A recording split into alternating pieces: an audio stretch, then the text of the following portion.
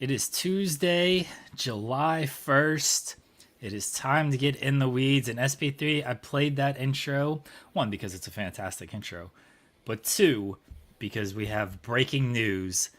NBA MVP, NBA Finals MVP, NBA Champion, Shai Gilgeous-Alexander has agreed to the 4-year, $285 million Supermax contract extension with the Thunder. He is now on the team through 2030, 2031. We're running it back, defending our title, and Shai is not going anywhere, folks. I'm Jeremy Lambert. That is SP3. It is Sam Presti Day, and we can only celebrate Sam Presti Day with news that NBA champion Shai Gilgeous-Alexander ain't effing leaving. How you doing, SP3? I am doing well. I'm happy to be here on this Tuesday. It is hot as balls, hot as the devil's balls in England right now. So I'm dying the same death that many of my New York brethren were feeling last Tuesday. I was on with Top Guy JJ, who was very much complaining that it was like 100 degrees in New York. It went down to 97, which was a brief breather of the day. Yes, 97 degrees was the breather of the day. And now it feels like that here in the UK. It is, I think, 100 degrees at one point today. Luckily, tomorrow I'm going out and it's not going to be as hot, but still very, very hot in the UK. So that's the only thing I can worry about or talk about, because I don't want to talk about NBA free agency because my team did not get the memo that it started yet. I don't know what the weather's like here. Let's see. It's typically, it's only 74 and it's supposed to rain. It's not supposed to be too terrible today. It's been really hot here. Way too hot. Good pool weather. Well, I mean, we're gonna have to talk about some NBA free agency. I won't. We can talk about everybody else. Okay. We can talk. Right. We can talk about all the other teams. I'm not talking about my team. Guys, if you're here, leave a thumbs up on the video. We appreciate that. Subscribe to the channel if you've not subscribed to the channel already. All that goes a very long way. Leave a super chat. Get your question, comment, statement read on the air. As revealed yesterday, Zeno Hour won our XP competition. I guess that's what we're calling this thing, or at least that's what I'm calling it now. He won our XP competition. He will get a cameo from Brian Alvarez at some point. It depends on when Brian Alvarez films these things, because I do not know when he films these things. Did you already put in the request? We've not put in the request yet. I wanted to workshop some things. We can do this live on air because we do everything else live on air. What should we have Brian say to Zeno Hour? We should have him do all the Brian Alvarez isms that are out there. -5 stars. He can have Granny review some of Zeno Hour's best comments in the chat, which is like 1 because he's not really a good chatter. He just often chats in the chat. Yeah, that's my rival. That's my rival in the chat. I've already established he's my rival in the chat. He actually liked Punkonomics. Yes, I don't like him. I don't like Zeno Hour. I love him, but I don't like him. But yeah, wow. He can review that one good comment that he put in the last 2 years of In the Weeds, and give him -5 stars for it, and have Granny review it and talk to him about it. Call him a geek and a nerd, and have him say "keep weeding" at the end. I like the "keep weeding" at the end of this.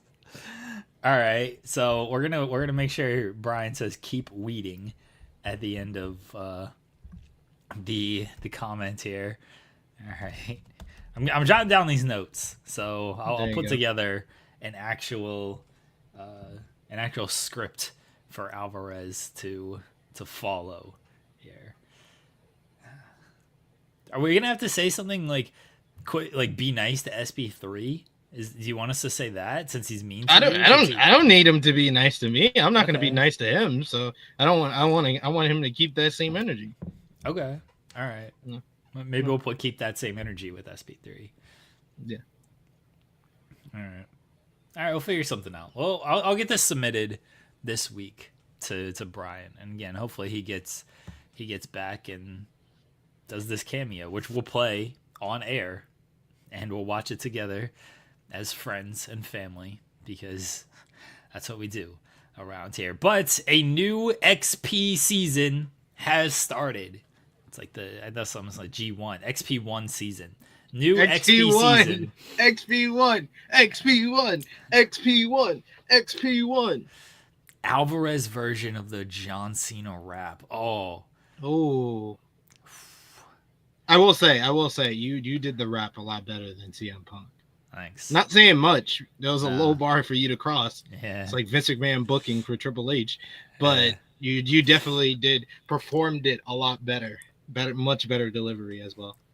I'll see if I can. I don't know if I can like write a rap for Brian Alvarez to do. That's the problem. Is like I have to write this rap for Brian. People are gonna know like that I wrote it, and if it's bad, which it will be. You need him to confirm that you are not the same person for that That's person true. for that bouncer in North Carolina. Yeah. That's true. We do need to do that. I'll get something together. I'll get something together this week.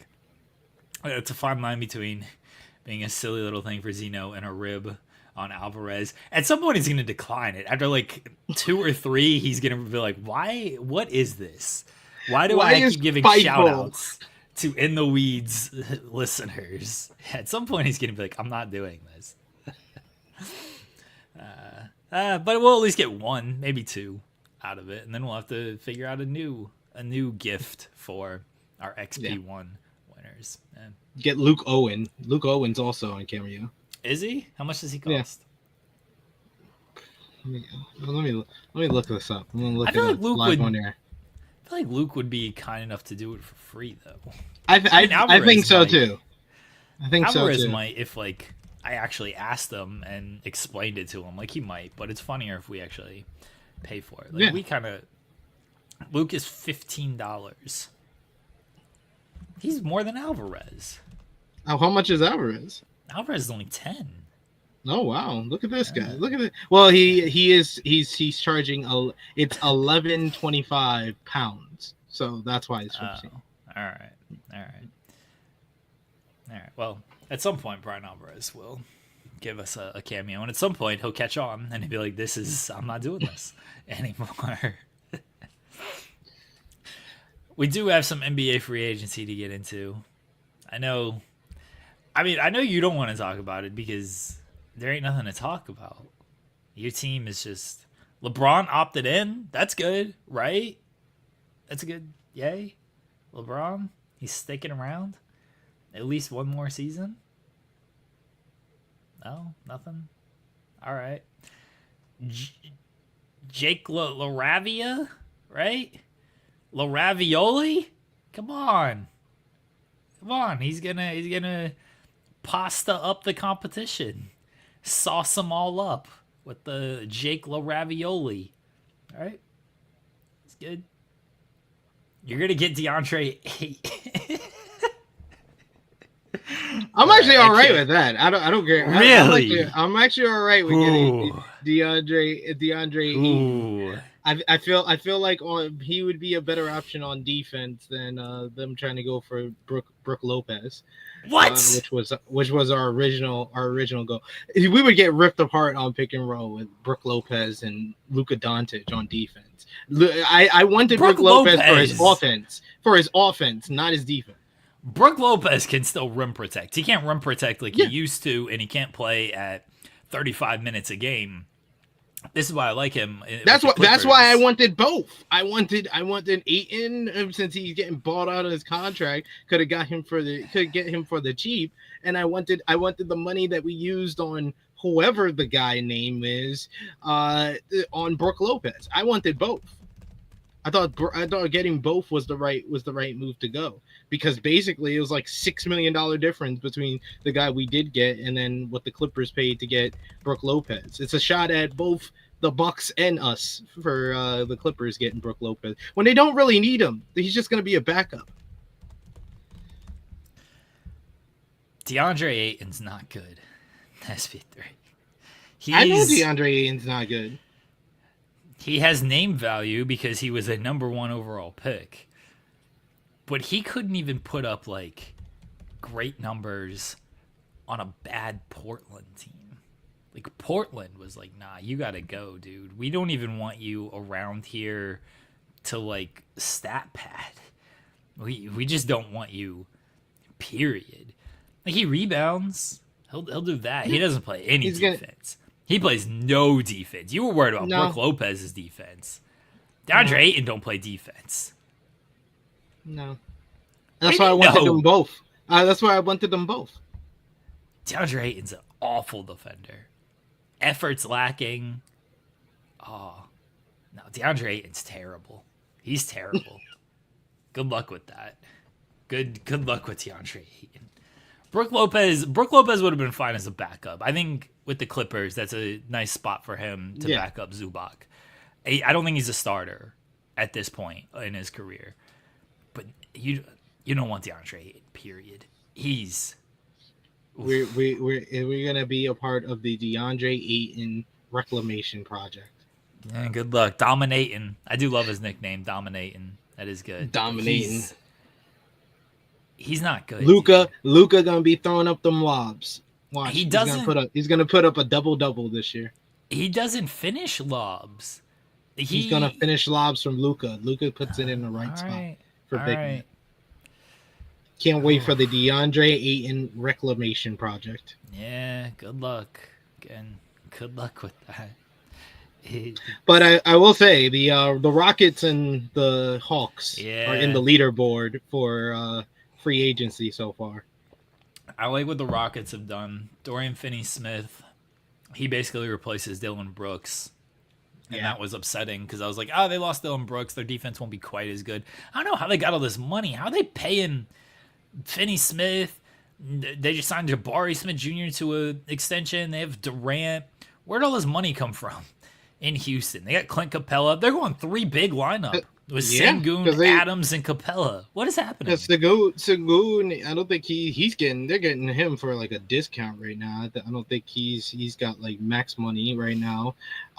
You got MN Thompson's one of their best players, and he's still on his rookie deal. KD is like, I think is the only max guy they got under contract right now. And stupid Lakers didn't want to give Dorian Finney-Smith more than 2 years, and that's why he left to go to the Rockets. So, did you see that report that Pelinka was telling teams that Finney-Smith has bad knees, so teams didn't sign him? I know. He tried to lie to people, man. Come on, man. Just so you can undercut him. This is the same thing you tried to do with freaking Austin Reeves. Undercut him, not pay him what he needed to get paid. We got to have an honest conversation about Rob Pelinka and the Lakers. I don't think he's that good. I've said this. Remember, you got mad at me. Maybe rightfully so. But when we talked about failing upwards, that's the Lakers. This is an incompetent franchise. No. But they look semi-competent because LeBron wanted to play there. Anthony Davis wanted to play there. And they got gifted Luka Doncic. So they look semi-competent. He did the Jedi mind trick. He didn't get this gifted. He's like, these are not the droids you want. And got Luka Doncic. This is not failing upwards. This is failing yet succeeding in free agency. He had a great free agency 2 years ago in 2023.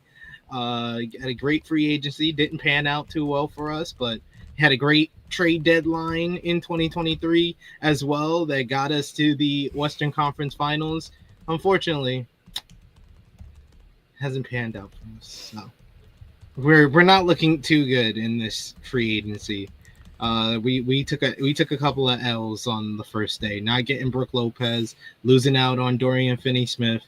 LeBron, opting in could be bad or good. It depends on who you ask.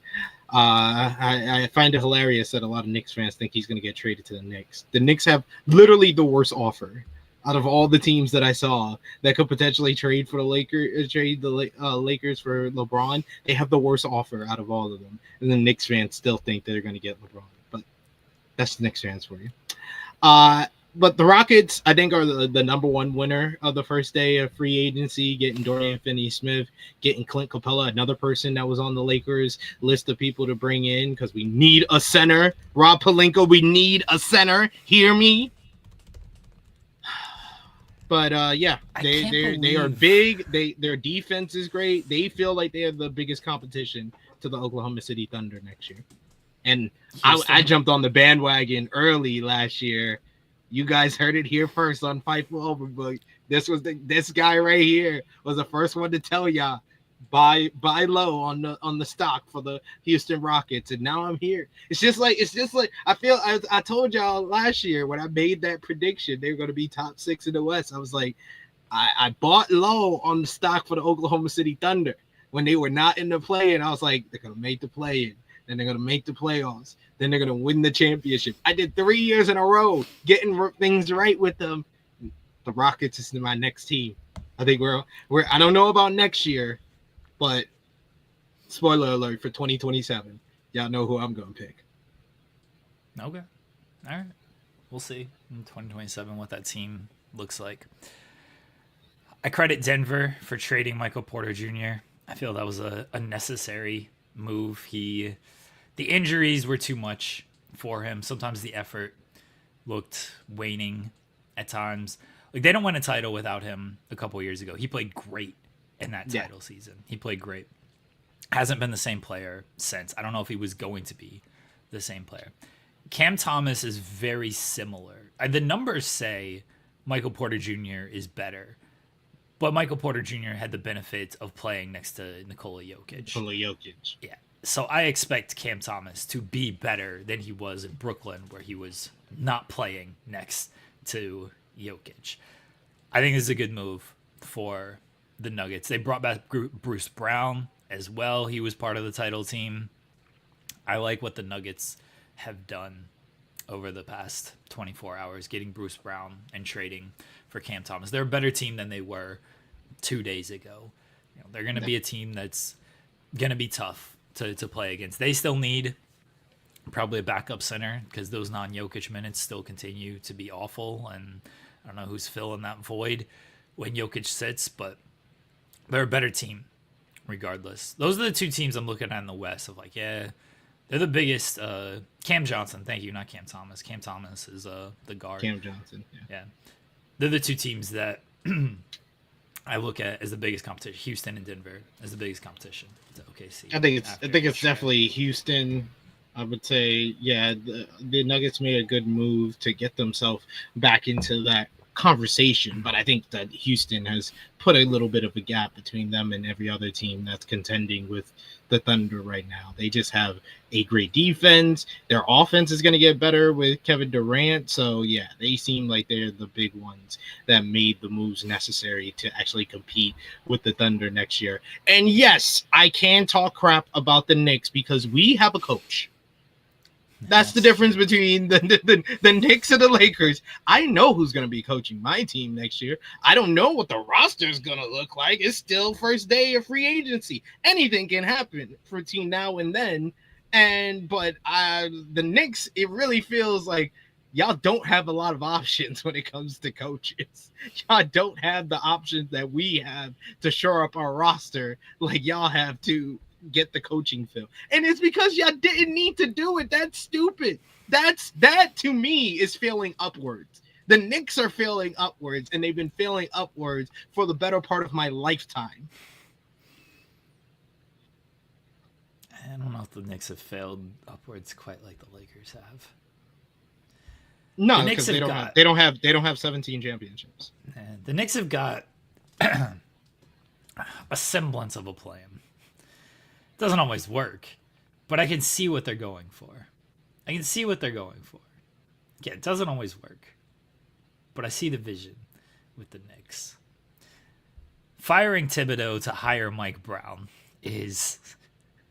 I don't see that vision. Sorry. I do not see that vision at all. I don't understand that one, but we'll see. And I love the whole like I asked one of my friends who's a Knicks fan. I was like, why are Knicks fans like think they're gonna make the NBA finals? They was like, well, you see, anyone who's lost in the Eastern Conference Finals, the next year they made it to the finals. And I was like, so you're going by some stupid statistic that can easily be broken by the Knicks not making the right move and firing the coach that got them to the Eastern Conference Finals? Well, you see, we still have a plan in place, and we're gonna follow the plan. And I was like, but Donnie Walsh is still in charge, right? Well, you see, Leon Rose, he's got more confidence. It's just it goes on and on and on. It's hilarious to me. That's hilarious to me. And the Knicks are in a good position in the East, though, even without a coach. I mean, it's them and the Cavs that are the favorite to win the East this year. You mentioned the Hawks. I like what they've done so far. Yeah, the Hawks have made some really good moves to finally. I might finally say the Hawks are not a play-in team this season. I'm not making any bets on that, or not making any guarantees on that. You know how free agency shakes up. We may go otherwise and be like, yeah, they're still a play-in. And knowing the Hawks, they always seem to be a play-in, even when they do make moves in the offseason. But they look good. Getting Porzingis, getting Nah. Those are good moves that should play out very well along with Trae Young. Yeah, I like what the Hawks have done. And again, the East is open. Like, it's very open. Them and the Magic are, I don't even know if they're sneaky teams, but they could get the 3-4 spots with the way the East is looking. Even though Giannis is staying in the Bucks, it seems.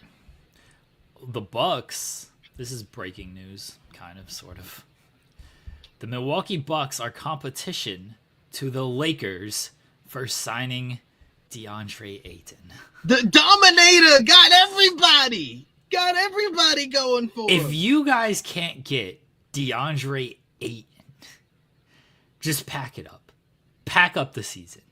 If DeAndre Ayton decides he'd rather go to Milwaukee, to the team that beat him in the finals, to the team that he got blocked at the rim by Giannis in the finals, pack it up. You're done. He'd rather go to Milwaukee than Los Angeles. The Dominator was wearing an LA hat this morning, so it's good news. Look, I think he'll go to Los Angeles because he doesn't care about winning or playing hard. He just wants to live a good lifestyle, and you're going to be living better in LA than you are in Milwaukee. So I think that's what. But the Bucks can offer roughly $6 million more than the Lakers. DeAndre Ayton does care about getting money, and he might look at that $6 million, even though we got the buyout from Portland, and say, okay, I'll take that $6 million more. It's going to go further in Milwaukee. Hey, if he goes to Milwaukee, it's a win-win because we need a center. So it's a win if we get him, and it's a win if we don't get him because he's DeAndre Ayton. You were just talking about how happy you would be if you get him. You can't say it's a win. If we don't. Did you see any happiness on my face? I had a very much sarcastic tone when I was talking about it, and I also said we are going to be. If he comes to the Lakers, we will be a part of the DeAndre Ayton reclamation project. If he goes to the Bucks, that reclamation project is stayed in LA. So pretty much. Good either way. If they don't get DeAndre Ayton, I don't know who's left. Who's left out there? You still got the Dalton Connect first round pick package that failed to get Mark Williams because of his physical. You can that's only because of the physical. It didn't fail to get Mark Williams. We chose not to get Mark Williams because he failed the physical. All right, but you have that package to trade for a center. But I don't know who's trading for a center. Yeah, the Clippers don't need Zubac. We can get Zubac with them. I don't think Zubac's going. The Clippers are never going to make a trade with us. I'm just kidding. I don't know if the Mavericks want to do something stupid and trade Lively or Gafford. They just signed Gafford, so I doubt that. I don't think they want to trade Lively because Lively's young and good, and they're going to need an Anthony Davis replacement for when he misses 30 to 40 games, as he typically does. I don't think that's going to happen. The Hornets already traded all their centers. The Pelicans got a bunch of centers. Like, they got some centers. This is true. You know, you want some of those guys. It ain't a great market, though. Ain't a great market. I'm looking right now. See who we can get. You guys are excited about DeAndre Ayton? Who's excited? Lakers fans are excited. What do you mean, who? Lakers fans are excited. Lakers fans are excited that the Lakers are playing next year. That they don't need any. It doesn't depend on a player or anything like that. This is malpractice. This is franchise malpractice. You have LeBron James in his final years, and you have Luka Doncic, who's not a young player. He's not like he's 21 years old, and it's like, oh, he's going to be great. And we got time with Luka. Like, you have time because he is relatively young, but he's a top 5 player right now. Right now, he's a top 5 player. This isn't a guy who's like, oh yeah, in 3-4 years, he'll be even better. He's a top 5 player right now. And you're waiting until 2 years to go after a big free agent? 2027. That's when we're going to have a bunch of cap space to go after a big free agent. You're waiting for 2 years. What? We're gonna use our 2031 pick, as well as 5 years of pick swaps, Dalton Connect, and over $70 million in expiring contracts to use in the trade. That's what we're gonna do. Or that's what ESPN thinks we're gonna do. Okay. They got to do something. I want the Lakers to be good. I want LeBron to have a good final couple of years. The league is better when the Lakers are good. It's funny. I agree. When they're not good. No, it's better when the Lakers are good. Yeah, but it's funnier. We're gonna get Miles Turner. The fact that Miles Turner and Indiana have not announced an extension yet makes me believe Miles Turner could be leaving. Miles Turner or Al Horford? Al Horford looks like he's going to Golden State. Yeah, I know, but that's a good Miles Turner pickup or Al Horford coming to the Los Angeles Lakers. Miles Turner would legit be good for them. He would legit be good. I don't know if that's where he wants to go. I still am of the belief that him and the Pacers get something done. But the fact that it's taken this long makes me believe that they're not quite on the same page. And the longer it drags out, the more likely I feel it becomes that he does get offers elsewhere. Miles Turner would be good for the Lakers. I don't know if that's where he ends up, though. Yeah, Al Horford going to the Warriors. That's a good pickup if that actually happens. It's a good pickup. They needed a Kevon Looney replacement, so that makes sense.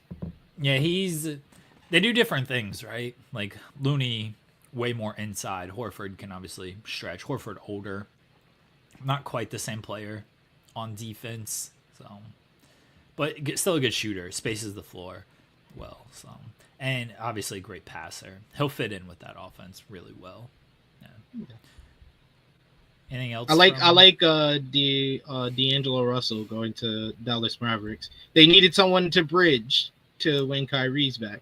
I think they should have gotten Chris Paul, but D'Angelo Russell was in the top 3 options for me. Do you know how bad D'Angelo Russell was last year? Oh, I know how bad he was, but he tends to do better when he's playing with Anthony Davis. So D'Angelo Russell shot 29% from 3. Oh yeah. Oh, I know he shot the 3 ball very bad. And 36% from the field. On a bad Brooklyn team. Like on a really bad. It's Brooklyn. He didn't want to be back in Brooklyn. No, he said it was freeing to play in Brooklyn because he could just take all the shots that he wanted to take. Yeah, that's what he said. D'Angelo Russell hasn't been good for a couple of seasons now, and I don't think not since his reclamation project in Los Angeles. I don't think people. You come to Los Angeles, reclamation project, and you get your next big deal. I don't think people realize how bad he's actually been, because it was an easy scapegoat with the Lakers, because it was just like, oh, we can just blame Russell because it's definitely not LeBron or Davis's fault. And then he went to Brooklyn and no one cared what he did in Brooklyn. You know, they preach defense. That's Nico's thing, right? Defense wins championships. And then you go out and you sign D'Angelo Russell, who doesn't play a lick of defense. To be fair, I think Cooper Flag is going to play more point guard than him. I think he's going to be a backup to Cooper Flag. I suspect Flag will be very much a point forward type player, but Russell's going to start on that team. They don't have anybody else to like bring the ball up and handle the ball. Like, Russell is 100% going to start on that team. He just hasn't been very good. Like, he hasn't been good at all. We'll see. We'll see how Russell looks like in the end. But yeah. Luke Cornett to the Spurs as well.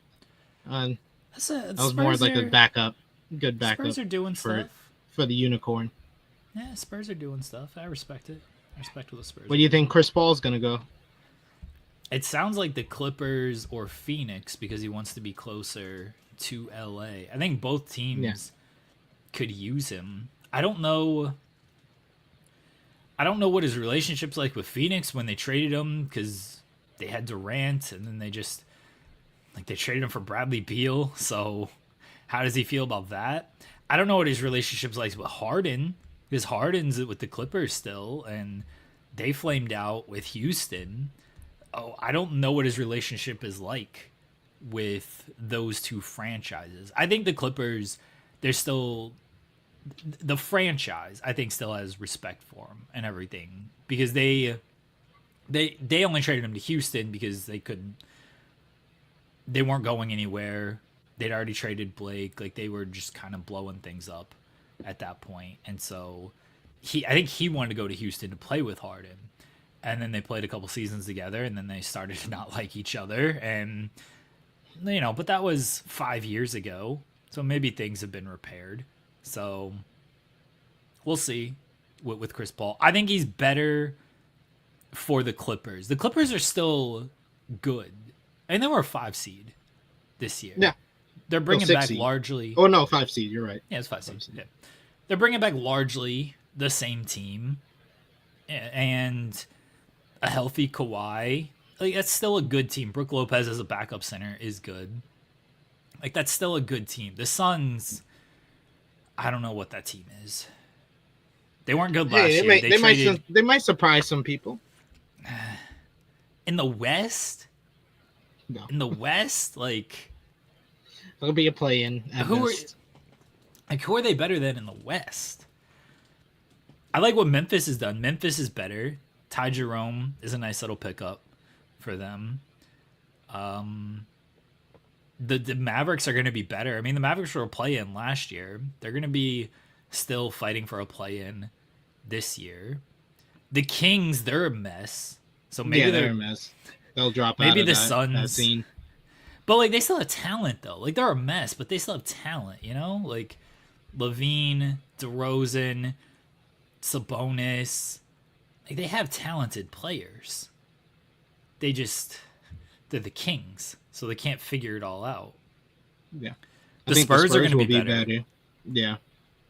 They'll be in that playoff play-in mix this year. Yeah, okay. It's pretty much going to be the same teams, I think, going to be in the mix in the Western Conference. You just swap out the Spurs for the Kings. Maybe. Or swap out the Kings for the Spurs. Okay. So. All right, so we talked about this early on. Well, when we got into the nitty-gritty of the playoffs, we're going to very quickly name who we believe is the GOAT for every NBA team now. After this playoffs. You ready? Okay. Jeremy? Yeah. Oklahoma City Thunder. It's Shea. I agree. I said it. I said this. This is how we started this whole conversation. It was 4 teams left, and I said whoever wins the championship, the star player will be the GOAT of that franchise. And yes, Shea is now the GOAT of the Oklahoma City Thunder. It's my top 3 is Shea, Russ, KD. Yeah, a couple more seasons, Dub might surpass some names, and people are gonna have difficult conversations with Dub surpassing them. Multiple championships, if it happens. I mean, yeah, but I don't know about that. Jimmy Macaron will argue with you and say that KD is still the GOAT of the Oklahoma City Thunder. No, and I tried to tell. Why? I tried to tell him that. I was like, you can't give the GOAT to somebody who chose to leave and join the team that beat you in the playoff.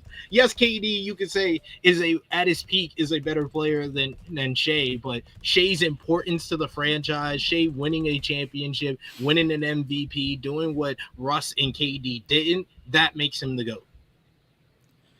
GOAT is not who's the best player that played for this franchise.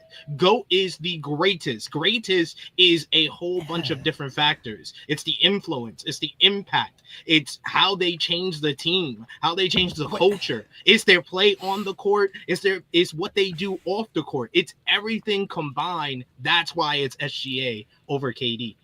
Please also tell me. All right, if you want to say Kevin Durant in his prime is a better player than this version of Shea, fine. I think there's an argument. I truly think there's an argument that Shea is just as good as the prime version of Kevin Durant. But yeah, when we're talking about GOAT for the franchise, it's not the greatest player to put on the jersey. It's also the accomplishments they had with the franchise, which, where's the argument for Durant? At that point, everything Durant accomplished, Shea accomplished, plus a championship. Exactly. That holds a lot of weight. Like everything that he's got the MVP, he's got the scoring title. He doesn't have as many points as Durant in history, but give him another season and he'd probably surpass him there as well. Plus, he's got a championship and a Finals MVP. So everything that KD accomplished as a Thunder, Shea has also accomplished. Plus the championship. Like what are we doing? Are you a can't win with those cats type of person? Boycott Activision? Is that what you're doing here? KD can't win with those cats. That's why the organization won the championship, not the player. Fine. The organization won the title. Yes, it was a very good team. Shea still won Finals MVP. Again, what's the argument? Someone, if you're going to say Durant was a much better player, okay, fine. We've laid out the criteria here. Yeah, criteria is you have to realize that you're only naming one of the criteria here. Yeah. And again, that's the only thing that you're going by. We're not doing who's the best player to wear the jersey. No, we're not doing that. We are doing who is the GOAT of the franchise, greatest of all time, and being the leader of a championship team has precedence over everything else. Right, because I think LeBron James is the greatest player to wear a Miami Heat jersey, especially that version. There's an argument LeBron James is the greatest player to wear a Lakers jersey. Would anyone argue he's the greatest Laker of all time? No, they would not. Yeah. We're talking about what they did for the franchise as well. Not just... You're not going to tell me KD is over Steph as a Warrior either. Even though Durant, in most people's eyes, is a better player than Steph. I don't buy that, but a lot of people. I have Steph higher on my all-time list. A lot of people think Durant is a better player than Steph. Like peak KD is better than peak Steph. Warriors KD was unstoppable because he played next to Steph, but no one's gonna say KD is more important to the Warriors, is the greatest franchise player over Steph Curry. Like what are we doing here? No. What are we doing? No. So greatest Rocket of all time, Hakeem Olajuwon. Hakeem. Greatest Laker of all time. We could get into a debate. My vote's for Kobe, Bede, Bryant. This is probably the hardest one. But I'm gonna take Magic at his word, and Magic said it's Kobe, so it's Kobe.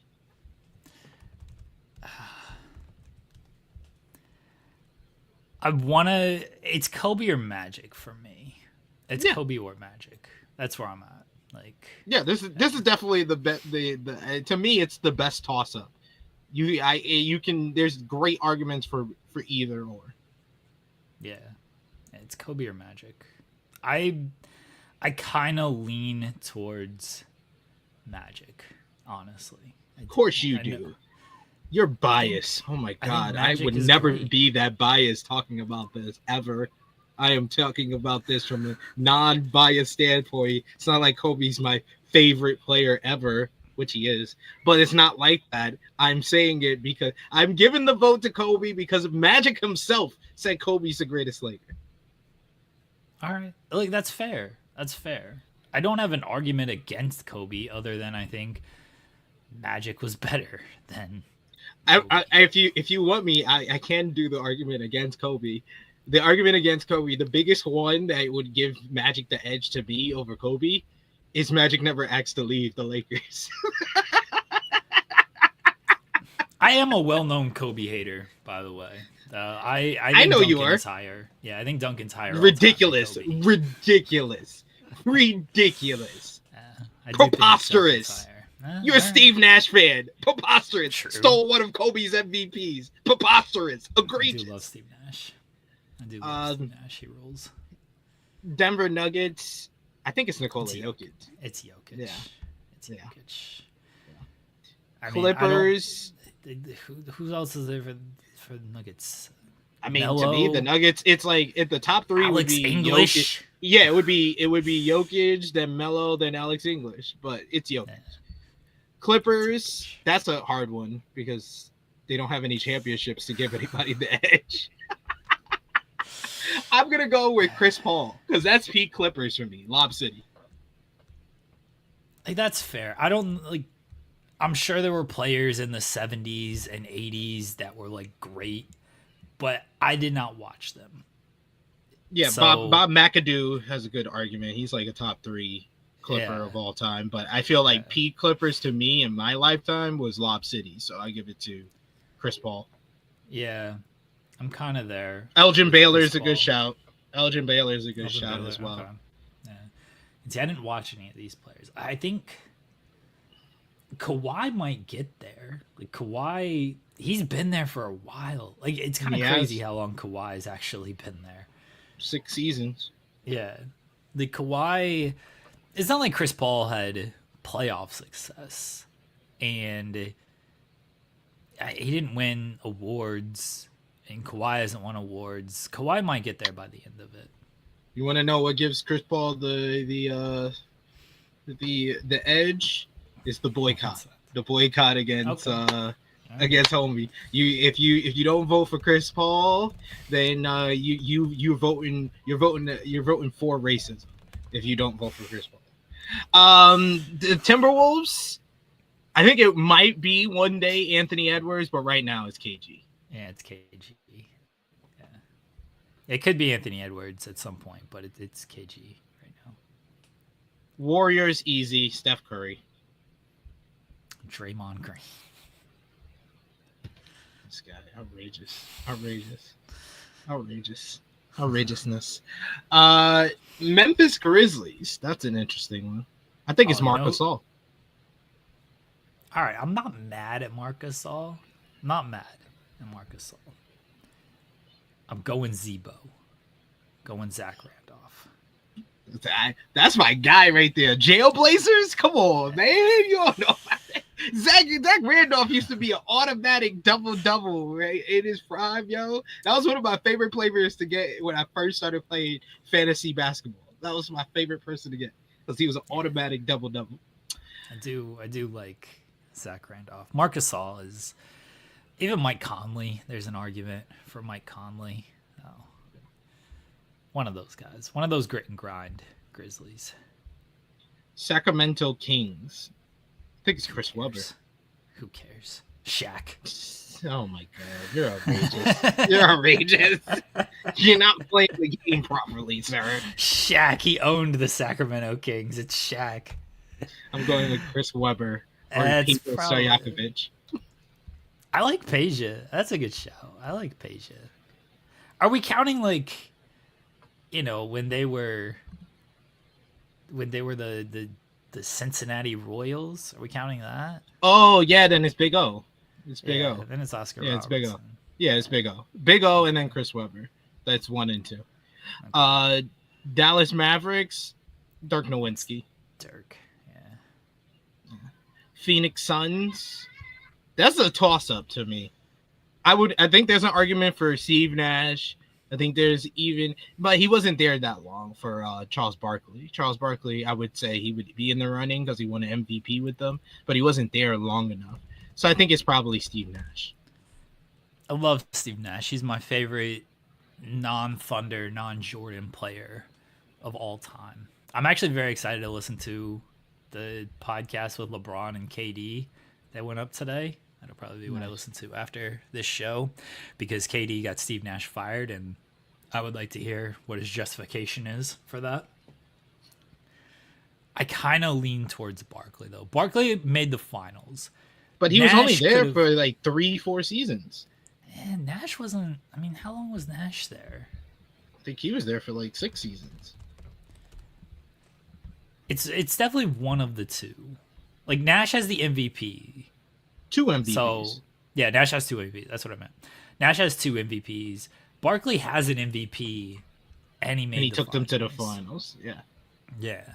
And, like, maybe they win the finals if... I know this is revisionist at this point.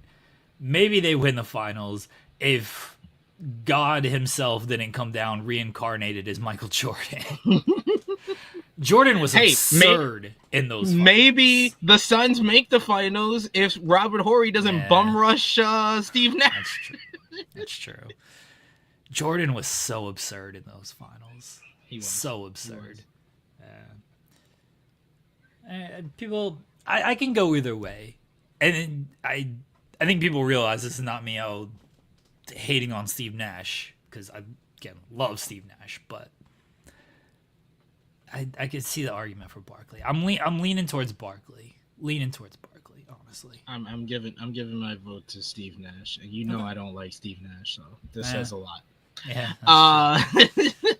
The Portland Trailblazers. I'll say Bill Walton. Yeah, Bill Walton. I think it's him. I would say number 2 is Dame Lillard.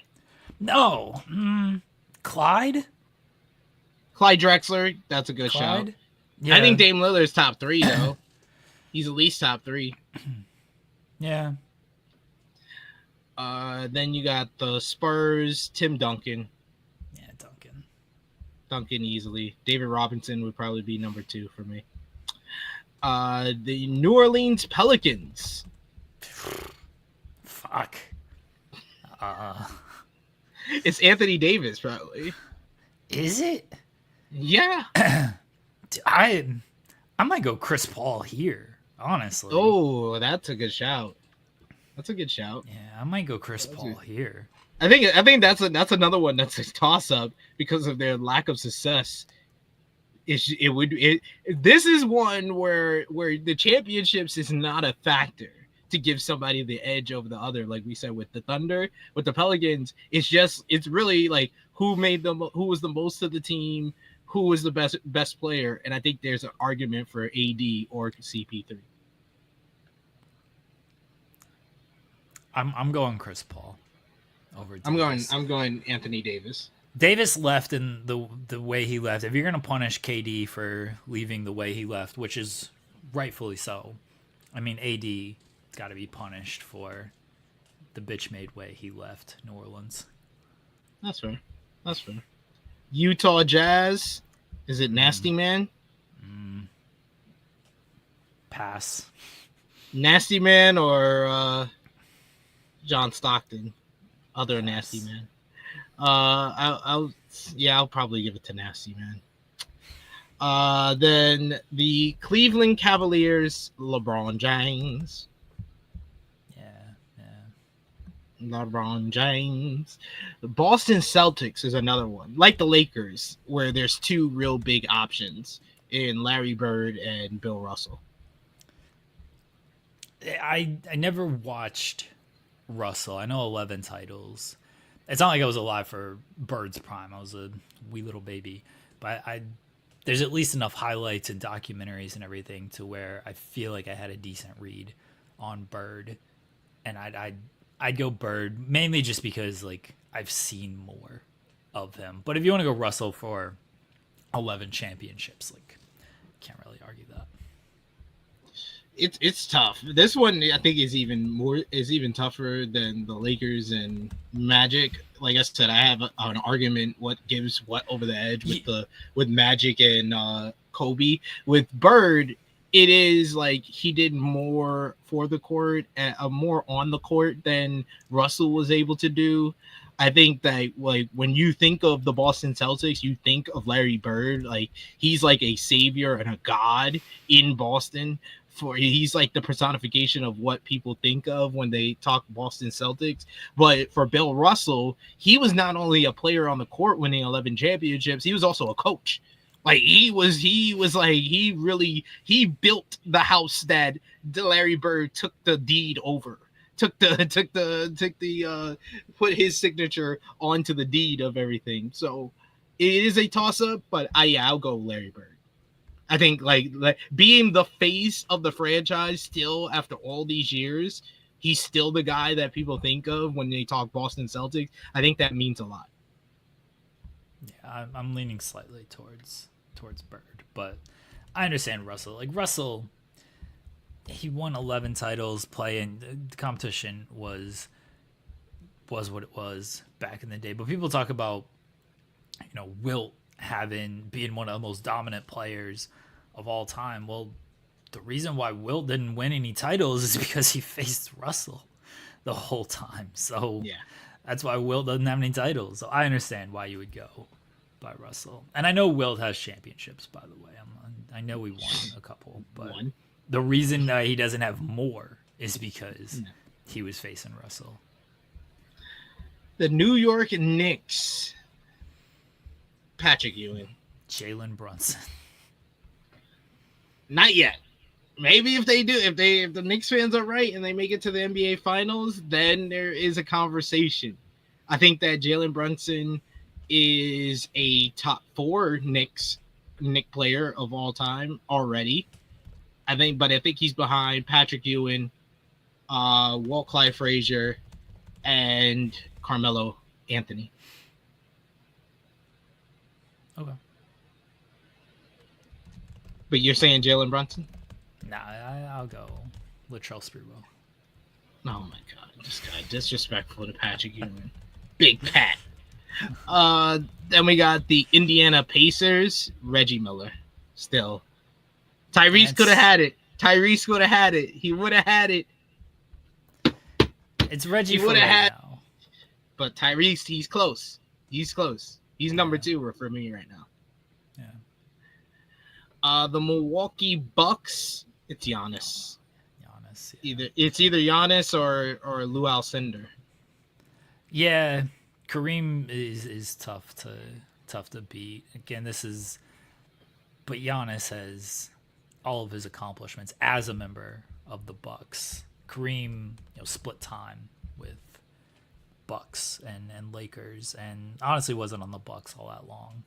There's more of an argument for Kareem for the Lakers than I think we gave him credit for. Yeah, he's definitely third. It's a tie for third for Laker GOAT between Kareem and Shaq for me. Yeah, it's Giannis for Milwaukee though. And Jerry West. A good shout. Jerry West as well.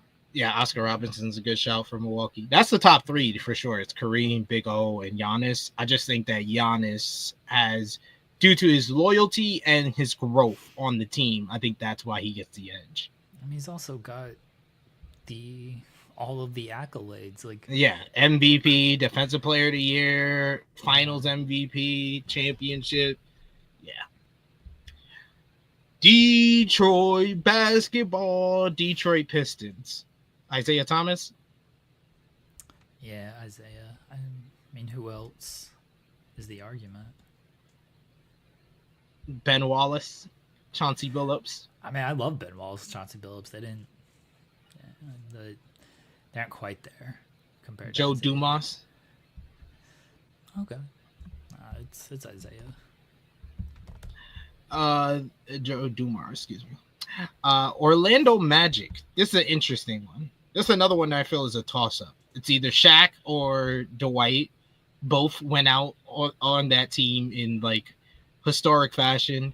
Then there's also the guards like Tracy McGrady, Penny Hardaway. What you got? Probably going Shaq. Like, Orlando Shaq was an absolute monster. Like, he beat Jordan. People forget because they like to erase that comeback 45 season. Yeah, they like to erase that season. But he beat Jordan. Yeah, they both made a finals. Shaq and Dwight both made a finals. Yeah, I mean, both players had similar individual awards as a member of that team. I mean, Shaq won Rookie of the Year, was in the MVP conversation. Dwight was never really in the MVP conversation. Yeah, he was. He was number 2 behind Derrick Rhodes in 2011. Okay. I'm giving it to Dwight Howard. He spent double the time with Orlando than Shaq did. Shaq spent 4 years there and then bounced on out of there. And Dwight stayed for 8 seasons. And in his final season, he averaged 21 points, 14.5 rebounds, 2.5 blocks. He was an absolute monster, and he won 4. I think he won 4 Defensive Player of the Years. Yeah, he did have the Defensive Player for Orlando. Come on, yeah. I gotta give Dwight love. I don't usually do that because I didn't like his Laker run, but I'm gonna give him the love and say he's the Orlando Magic. I'm not mad at Dwight.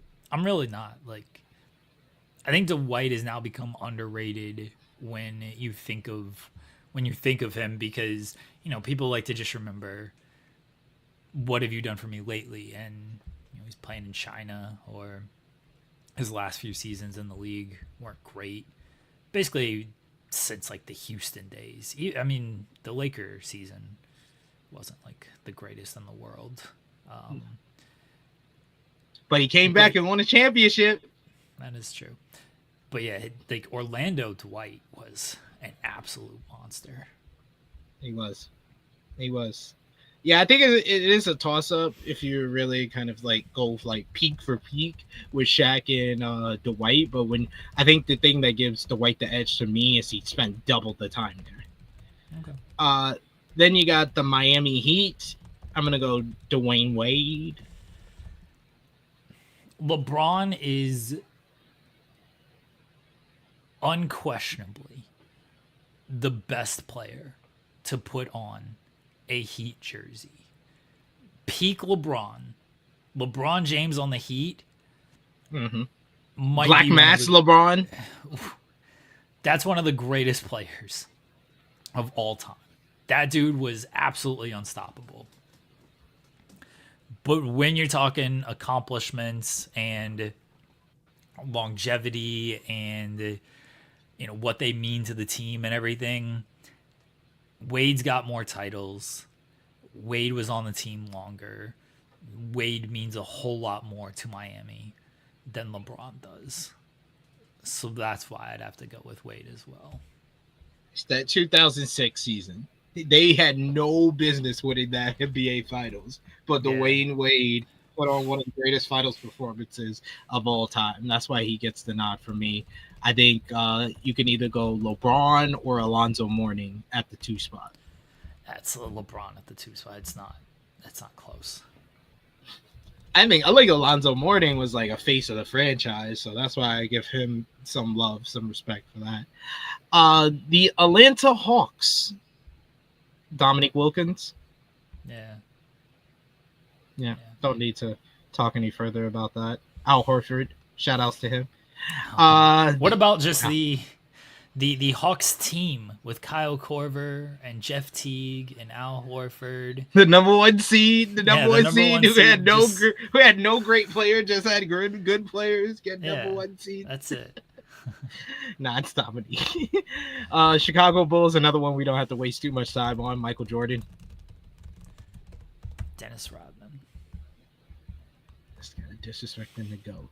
Disrespecting God in basketball sneakers. The Toronto Raptors is an interesting one. Right, when I think Toronto, go ahead. No, you go. You go first.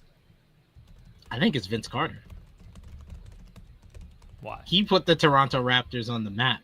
Like, no, you did not talk about the Toronto Raptors until Vince Carter in the slam dunk contest, and then that 2001 NBA playoffs, they easily, on one shot, if he doesn't miss that shot, they easily make the conference finals. I think they would have gave Milwaukee a run for their money and could have beaten them, and he could have got to the NBA finals. But Vince Carter is, like, when I think of the Toronto Raptors, I think of Vince Carter. And I think if Kawhi would have stayed with the Toronto Raptors, then it's easily Kawhi Leonard. No one had a greater one season with any team than Kawhi Leonard. But I don't think you can give him the GOAT for one season, despite him bringing the championship in that one season. I'm in agreement that it's tough to say Kawhi is the guy after one season.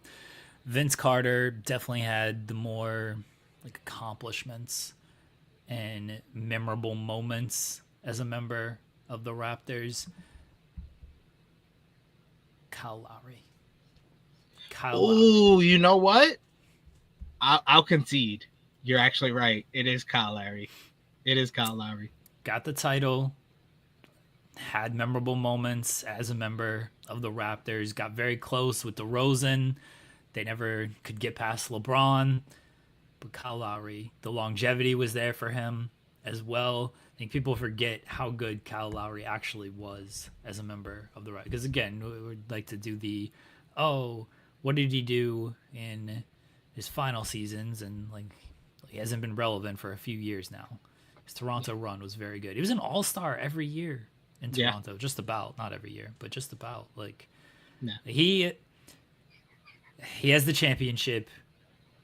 And as much as like we love Vince Carter, and he's obviously a great player, individual awards, Vince didn't win too many of those as a member of the Raptors. Oh, you're that's what I said. You got me on that one. I'll concede and I'll say it is Kyle Lowry. Kyle Lowry. I'll give Vince Carter number 2, and then number 3 would either be Kawhi or Chris Bosh. I'd put Kawhi slightly over Chris Bosh. Chris Bosh left in a unceremonious fashion. Also true. The Brooklyn Nets, New Jersey Nets. I'll say Jason Kidd. Yeah. Philadelphia 76ers. This is another one that I feel like it's a toss-up. There's a few names that come to mind. Moses Malone is up there. There's not a lot of people that are Philadelphia Sixers fans now would say Joel Embiid, but Joel Embiid has an argument. Dr. J is probably a strong candidate. For me, it's Allen Iverson.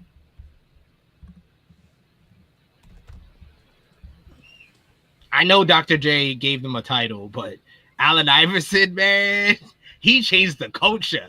He changed NBA basketball, how it was viewed, how it was played. That is iconic. He's iconic. So this is a weird one, and I'm not going to pretend like I saw this person play. I certainly didn't. I was not alive. I can only go based on history and what I've read and things like that. It's Wilt. The problem is Wilt's time in Philadelphia, they became the Warriors, not the Sixers. Yeah. So it's tough right there. But he did win a title with the Sixers version of Philadelphia, not the Warriors version of Philadelphia. I think there's a real argument for Wilt, but it's kind of just splitting of like, he played for Philadelphia, but that's the team that became the Golden State Warriors. And he did play for the Sixers, but it was only a few seasons. But he did win a championship with that team. I understand Iverson. Julius Erving is obviously another easy shout. I don't think Embiid is close to any of these Top three, six. honestly. Top six. I'd put Barkley over Embiid. I would go Allen Iverson. Wait, Miles Turner to the Bucks? Yo, Miles Turner I just to saw the that. Bucks? I just saw that. I was like, God damn it! All right, Yeah, Milwaukee. the Bucks is back in the running. They back in the conversation. Milwaukee. They back in the running now. That's a good for Milwaukee. You know? That's a great pickup because that hurts really their good. rival, and they shore up their center position. Miles Turner to the Bucks. Okay, that's good. Well, enjoy DeAndre Ayton, SP3.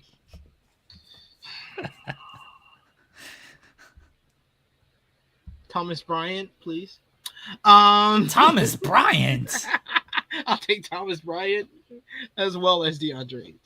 But yeah, you got Thomas Bryant. So what's your final answer for the Sixers? Is it Wilt? It's tough for me to go against Iverson. I honestly will probably go Iverson just out of respect and love for Allen Iverson. Yeah, I'm leaning towards Iverson, but I think Wilt's right there. Jose, we explained this. You might have to go back if you're just joining us. He's asking, are we saying the team's best player in history? No, we're saying they're GOAT.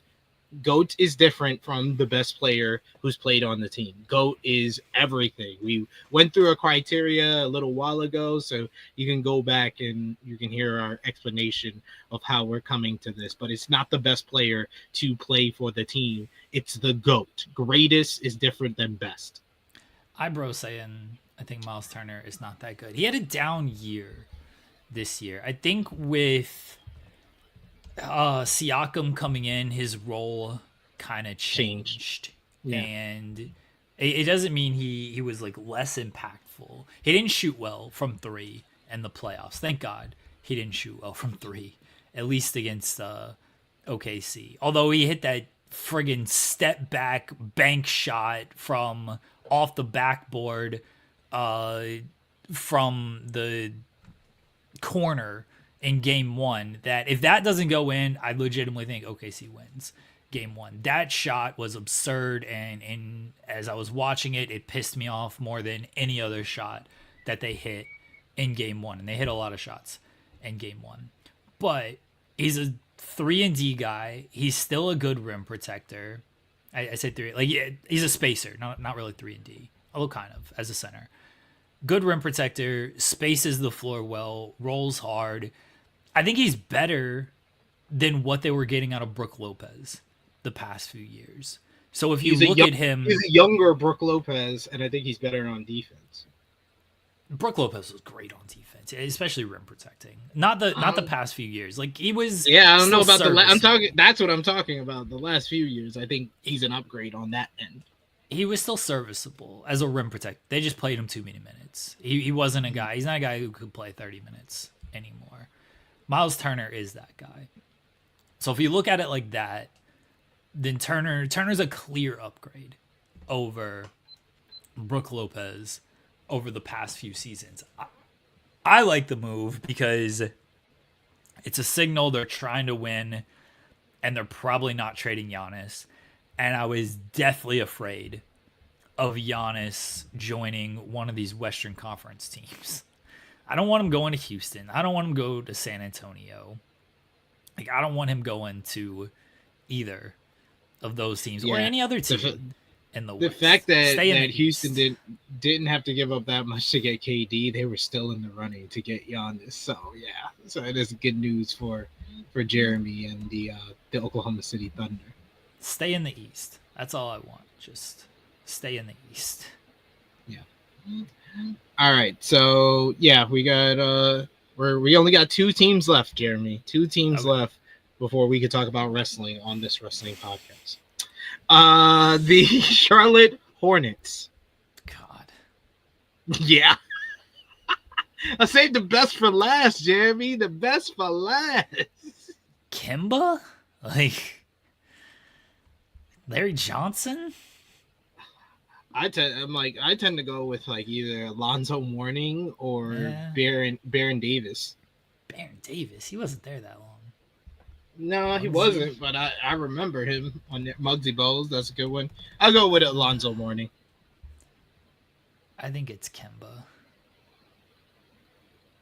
Baron Davis only played a couple seasons for the Hornet Bobcat and whatever. Jamal Mashburn, my high school brethren. I'll go with Alonzo Mourning. And then the Washington Wizards. Jordan Poole. I was gonna say Michael Jordan. The Wizards. Damn. Bradley Beal. If we're going back, then it's Wes Unseld. Wes Unseld. Yeah. It's Wes Unseld. Gilbert Arenas is a good shout. John Wall. John Wall was better than Gilbert Arenas. That's fair. But yeah, it's Wes Unseld. All right. Yeah. We gave you our goats. You can clip that, Jeremy. You can make it a sports short from In the Weeds. There you go. Gershon Yabusele has agreed to a 2-year deal with the Knicks. Okay. It's not terrible. He played decently with Philadelphia. You know, that's good depth for the Knicks. That's good.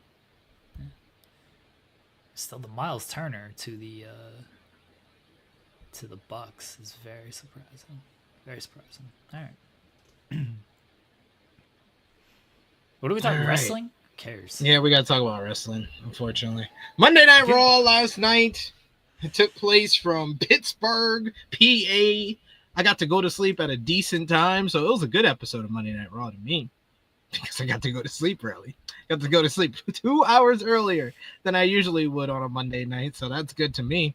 But the main talking point, as you see on the thumbnail, is that we seemingly got a tease for a potential World Heavyweight Championship matchup at SummerSlam.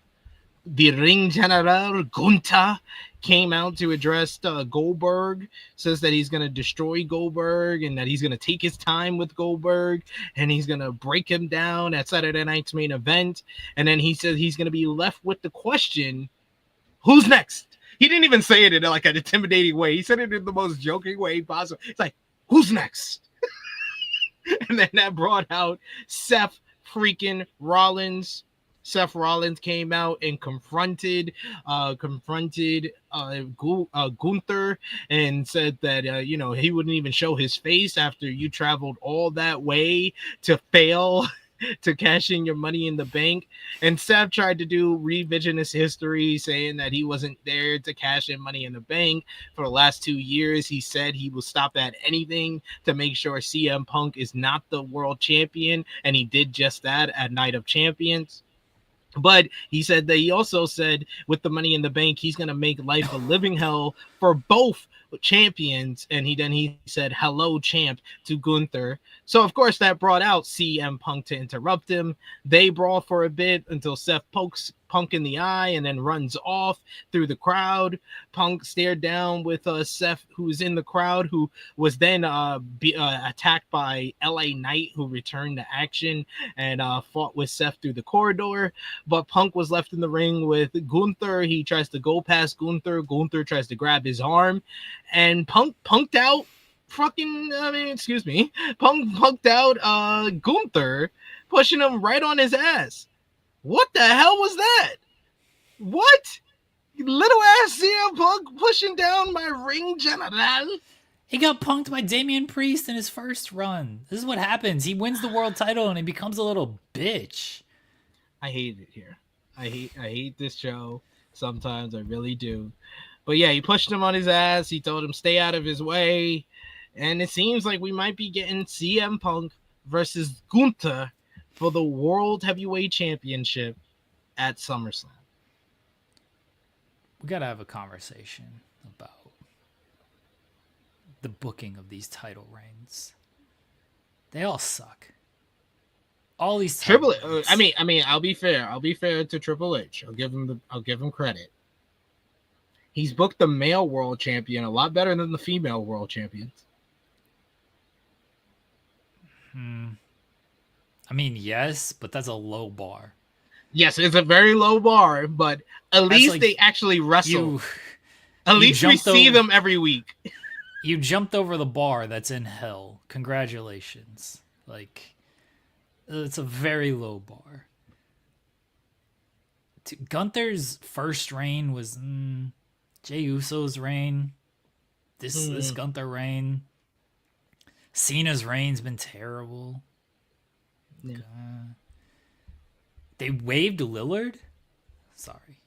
Who cares about wrestling? I mean, to free up money, like, if they're waiving Lillard, stretching... to get freaking Miles Turner. I mean, you kind of had to. He's probably not going to play this year. So yeah. Shams wrote the Milwaukee Bucks are waiving Damian Lillard, stretching the remaining $113 million on his contract in order to acquire Miles Turner. Sources tell ESPN Lillard's 2 seasons in Milwaukee come to an end as he's rehabilitating from a torn Achilles tendon. The Bucks found a creative path to waive and stretch Lillard, whose $113 million will be stretched over the next 5 seasons, while leaving their future draft assets untouched. In a stunning turn of events, Miles Turner departs the Pacers to join the Bucks. So I was wondering why they're going to be paying him for 5 years now. Yeah. He can sign with another team, still getting paid by Milwaukee.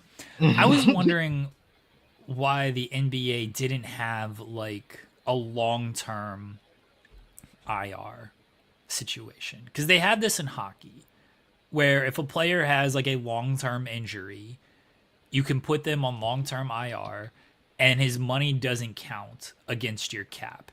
Now, teams abuse this in the playoffs because in the playoffs there is no cap, so they put a guy on long-term IR which is now changing. There will be a cap in the playoffs. Like, you have to be cap compliant in the playoffs moving forward.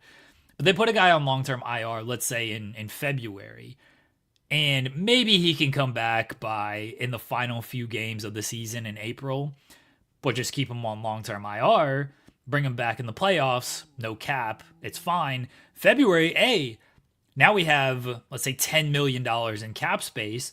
Let's make a trade. Bring in a $10 million player. And then now you have the guy who you acquired for $10 million and your long-term IR guy who might be making $5 to $10 million because he's a good player. And now you got 2 great players on your playoff roster. The Golden Knights abused this system for years, and they were accused of cheating. And it's changing in the upcoming year with the new CBA. But I was wondering why the NBA doesn't have something similar to the long-term IR. I'm not saying it's like you need to abuse it like it is in hockey, but especially with these Achilles injuries, like, you've crippled the Celtics. The Celtics had to just have a fire sale, essentially, because they weren't going to pay for a team that wasn't going to compete without Jason Tatum. Then the Bucks in the same situation. Now we've had to see they had to waive Lillard. The Pacers are going to be in a similar situation because they didn't have the money to sign Turner to a big deal. Yeah. Where if they it's it's a domino effect with all these teams that had these big Achilles tendon injuries. And we didn't get to mention it because we didn't do a show together last week, outside of early in the week, and this was a comment made later in the week, the Nuggets owner mentioned we're like one injury away from being a second apron team and possibly trading Jokic, which I don't want to do. Like, I'm sure you heard that comment. And look, I don't think there's any chance they trade Jokic or anything like that. But I understood his point of like, let's say Jamal Murray gets hurt and is out for the season. This is before the Porter Jr. trade where they had a lot of money tied up in Porter Jr. Now they have less money tied up in Cam Johnson.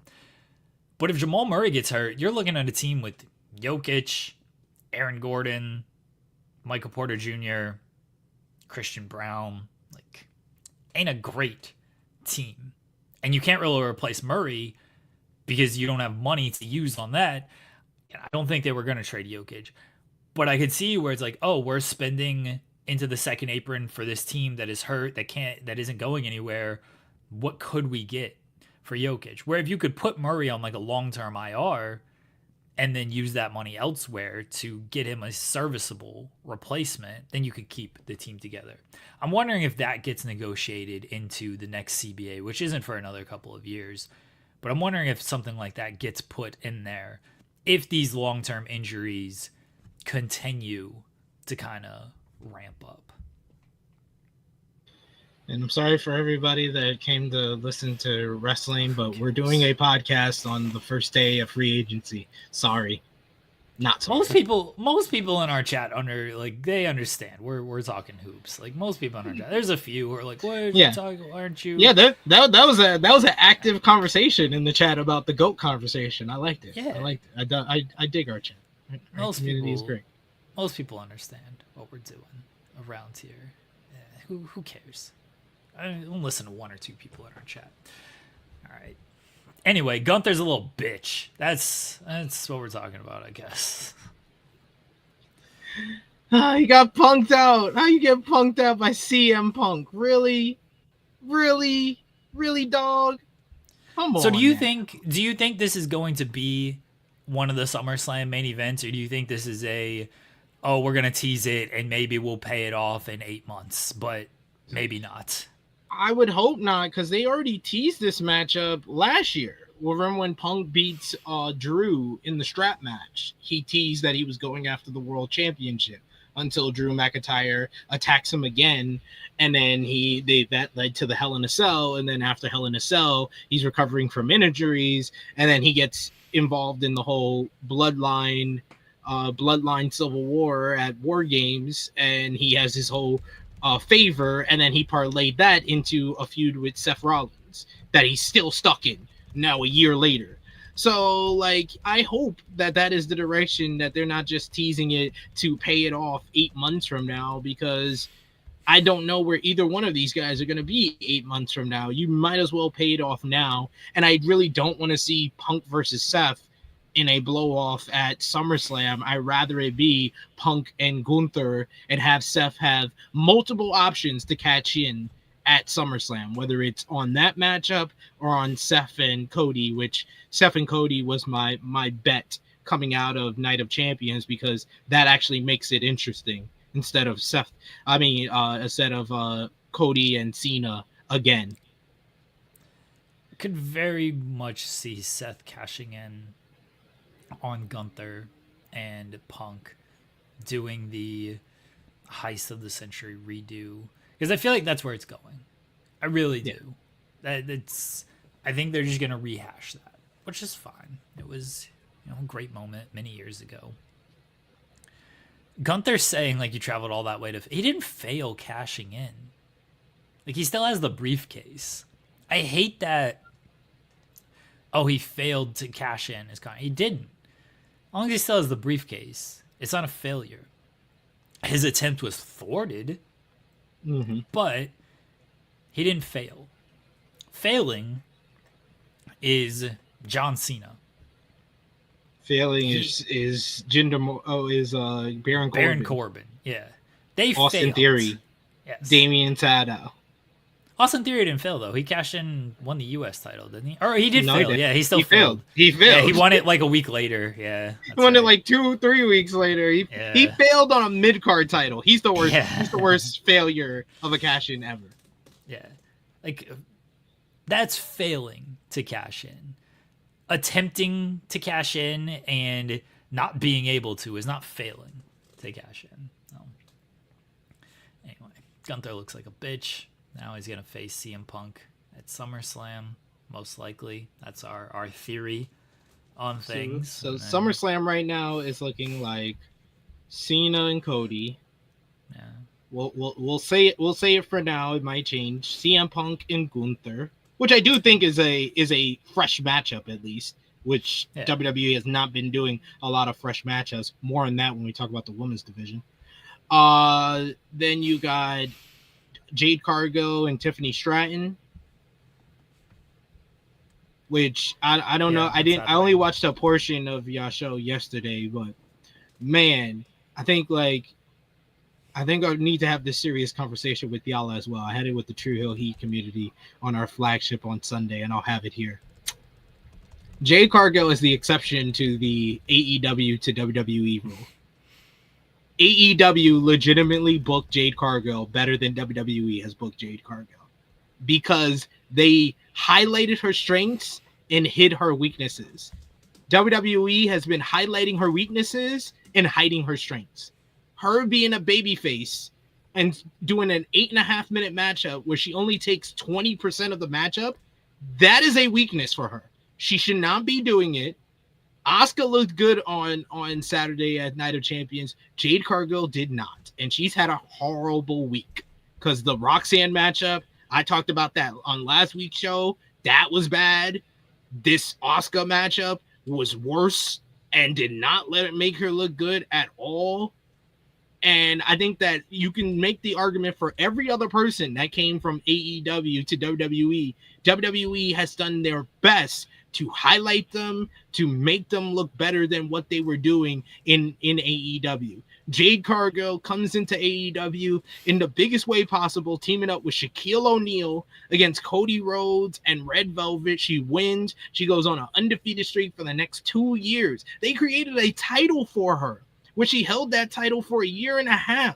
She does not lose until one of her last matches with the company from a returning powerhouse, Chris Statlander. She loses one other matchup outside of that, and then she's done. It's a good run to start your whole time in professional wrestling, and it made her look like a star enough for WWE to sign her.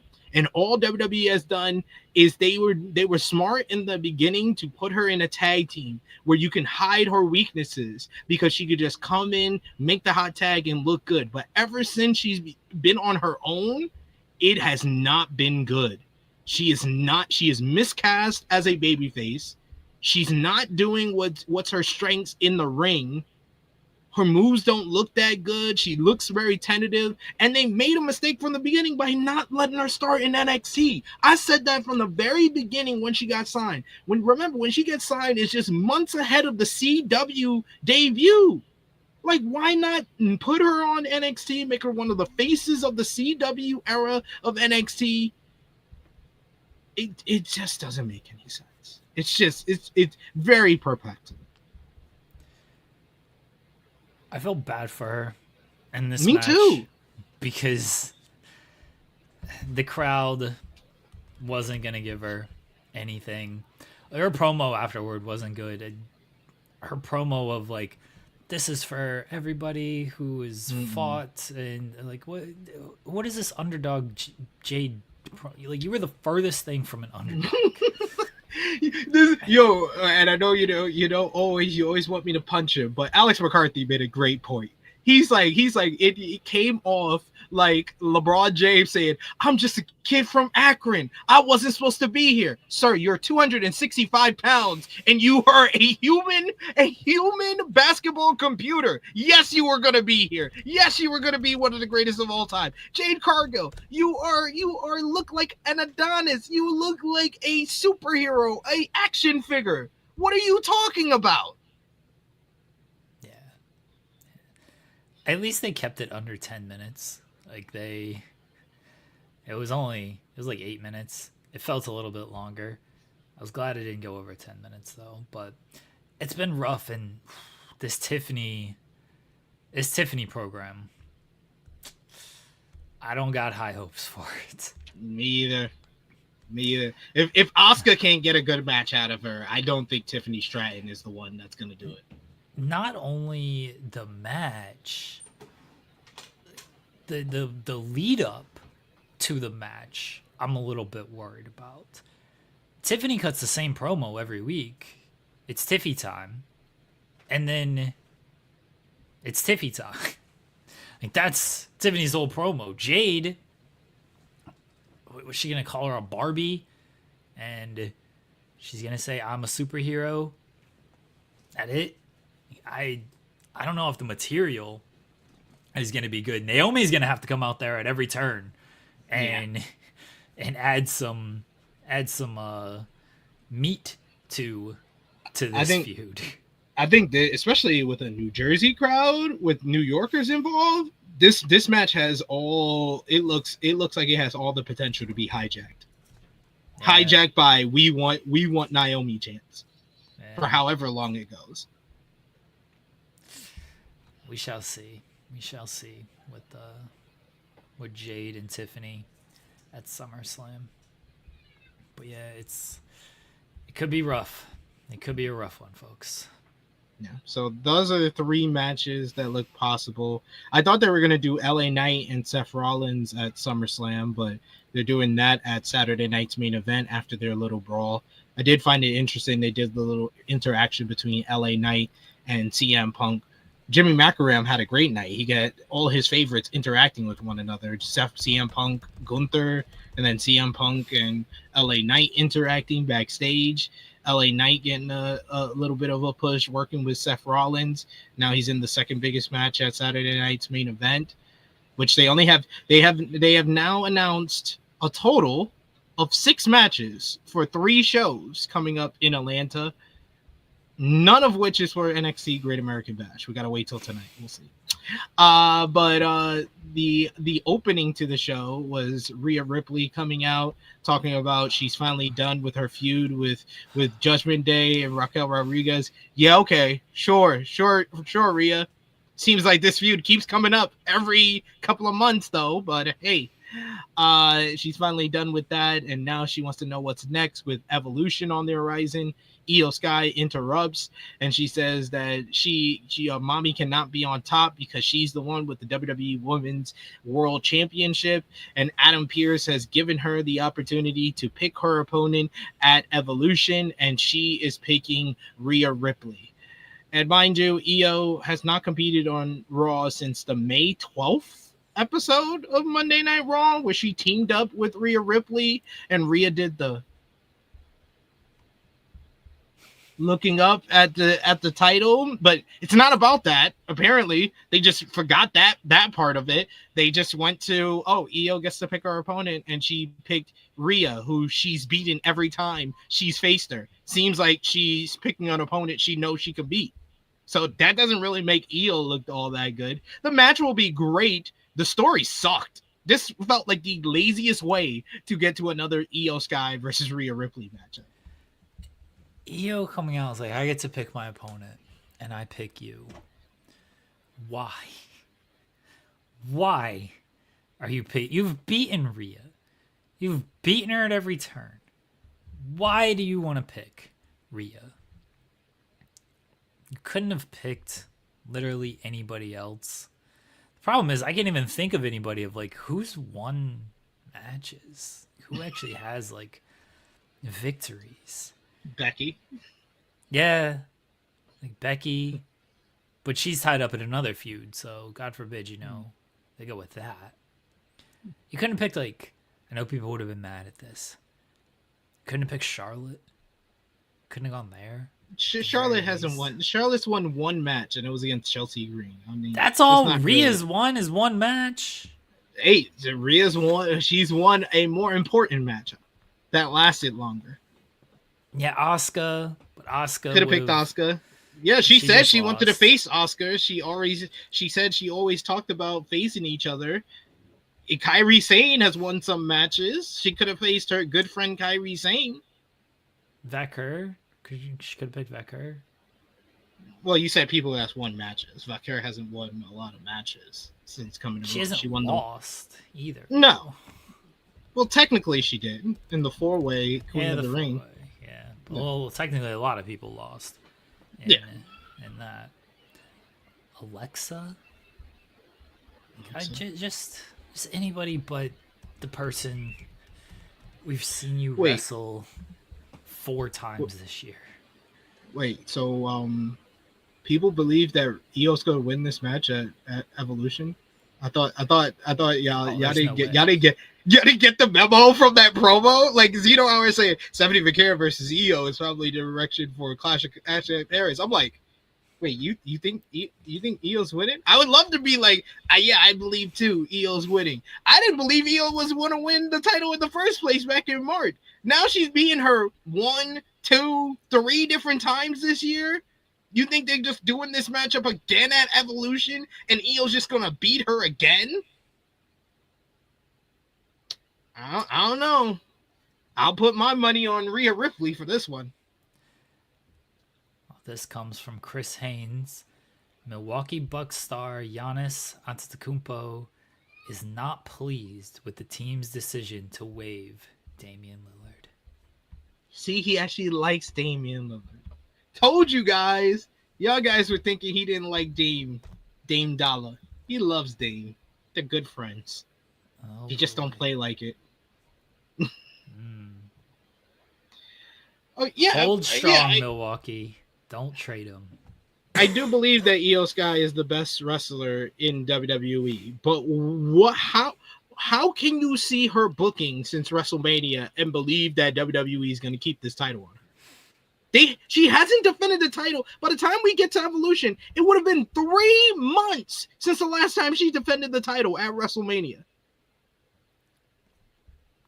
I don't understand how you can see that booking and then see last night's episode of Monday Night Raw with the promo, and then another team that's barely defended their title since WrestleMania just drops the title in the next matchup. How do you watch all of that and be like, yeah, they're definitely keeping the title on Io Sky? I just look at the evidence that WWE presents to me, and I'm like, Rhea Ripley's probably winning this title back. And Barrage, I don't know how to say your name, sorry. Bargov saying Crown Jewel is in Perth. They're gonna put the title on her before Perth. Yeah, that's where I was getting at as well. Is I think she's the champion entering Crown Jewel in Australia. We shall see. We shall see if that's where they go with things. But I fully expect Rhea to win this title at Evolution. Maybe Io wins and they do. Hopefully they do something with her this time around, because they haven't for the last couple of months. You froze, so I just fill in the dead air. But yeah, it's just like I would love Io Sky to still be the champion. I'm a huge Io fan. I've been shooting in the Io gym when she was in Japan for Stardom. Like, I saw Kairi Sane in the Mae Young Classic, and I started watching Kairi stuff in Stardom, and I was like, oh, who's this girl? This girl's even better than Kairi. And that's how I discovered Io Shirai, and then became an even bigger fan of her when she debuted the following Mae Young Classic in 2018. So I've been shooting in the Io gym for a while. I would love for Io Sky to still be the women's champion, but I cannot ignore the evidence that WWE gives to us. They do not care about Io Sky having this world championship. They care Rhea Ripley, despite not holding this title since March, is still the number 1 woman on the Raw roster. So they're probably going to put the title back on her. Yeah. I expect Rhea to win. And maybe Io wins and Rhea, remember that promo she cut that we were all very excited about backstage after she lost the title, and she showed some vulnerability, and then they did nothing with that. Nothing. Absolutely nothing with that. Yeah, we'll see. Speaking of championships, the Judgment Day, Finn Balor and JD McDonough won the tag team titles. The New Day's reign ends. What was your favorite moment from the New Day's reign? Was it when they cut a promo during the commercial break? Was it when they were in a backstage segment with Grayson Waller? Was it when they cut a promo during commercial break? Was it when they were in a backstage segment with Grayson Waller and Austin Theory? Or maybe it was when they cut a promo during commercial break. What was your favorite moment from their reign, SP3?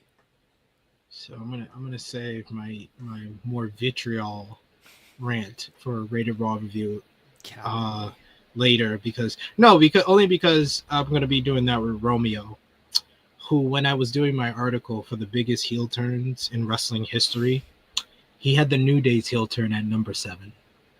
Mind you, this was back in March, April, and already by then you could tell Triple H did not care about that heel turn. And now we're here in July, and the New Day have lost the World Tag Team titles on their second defense after winning the titles in April at WrestleMania. All I can really say is that Triple K ain't never beaten those allegations. Triple K, Mr. I don't see color, meaning I don't see good booking for any of you dark-skinned New Day guys. No. You don't get no good booking. Never. These guys had one of the most emotionally gripping heel turns in the modern era. Broke a lot of people's heart. They were getting nuclear heat for weeks. What did he do with them? Absolutely nothing. They didn't wrestle for months and weeks on end. Then when they did wrestle, it was in singles matches. Then when they finally wrestle in a tag team match, they only win because the American dressing up like a Mexican helped them. Then they finally start wrestling tag team matches against non-Mexicans, and they beat the UK-born tag team in London, England, to get them more heat, but nobody really cared. I was in the building that time. Then they faced the War Raiders at WrestleMania in one of the worst matches of the whole entire weekend, because who can be paid to care about that? Then they win the titles. They defend the titles once in a random 3-way that probably half of our audience and the people watching this on demand don't even remember, versus the Creeds and the War Raiders. And then weeks on in, a month and a half later, they defend the titles against one of that should be considered the top heel faction. And they are so good as heels, they made the top heel faction into baby faces in this heel versus heel matchup. And they just lose the title.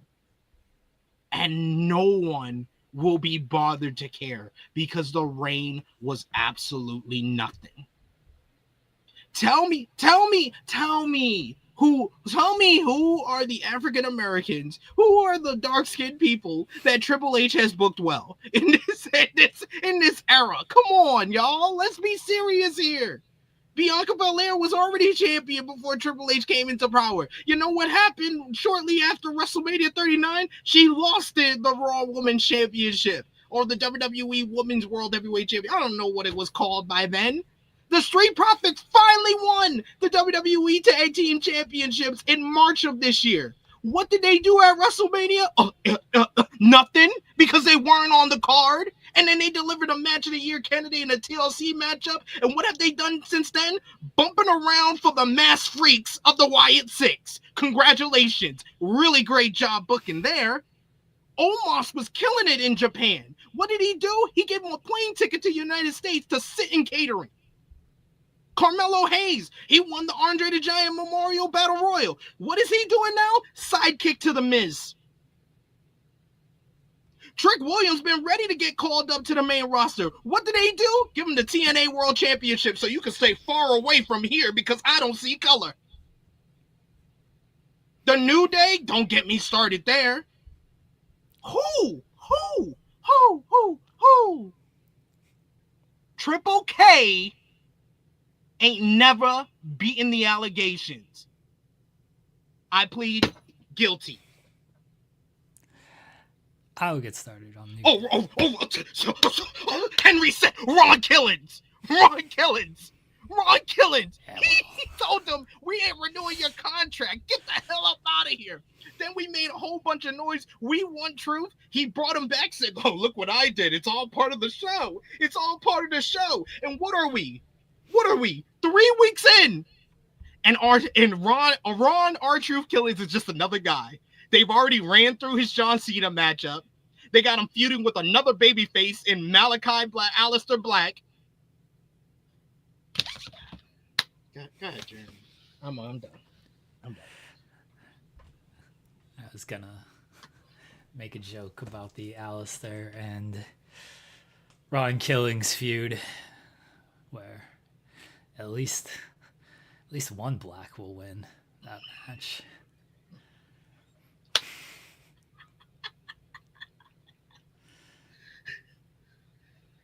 New Day.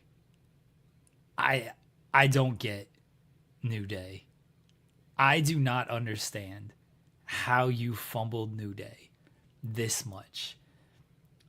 We sat up here on this show and we're like, this is one of the greatest segments ever. The heat that they got was some of the best heat ever.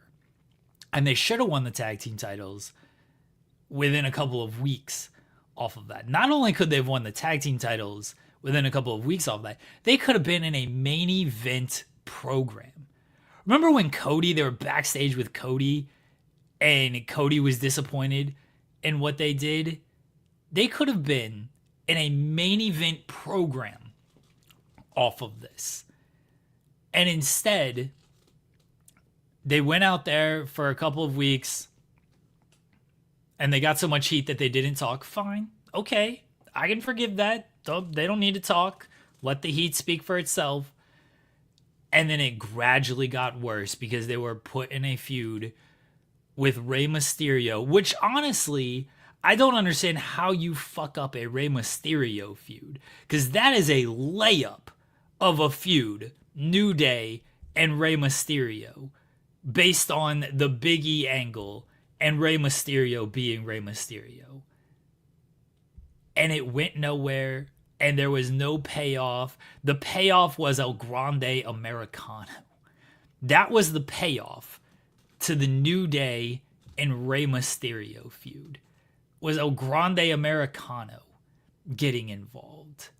What? They had some of the biggest heat of all time.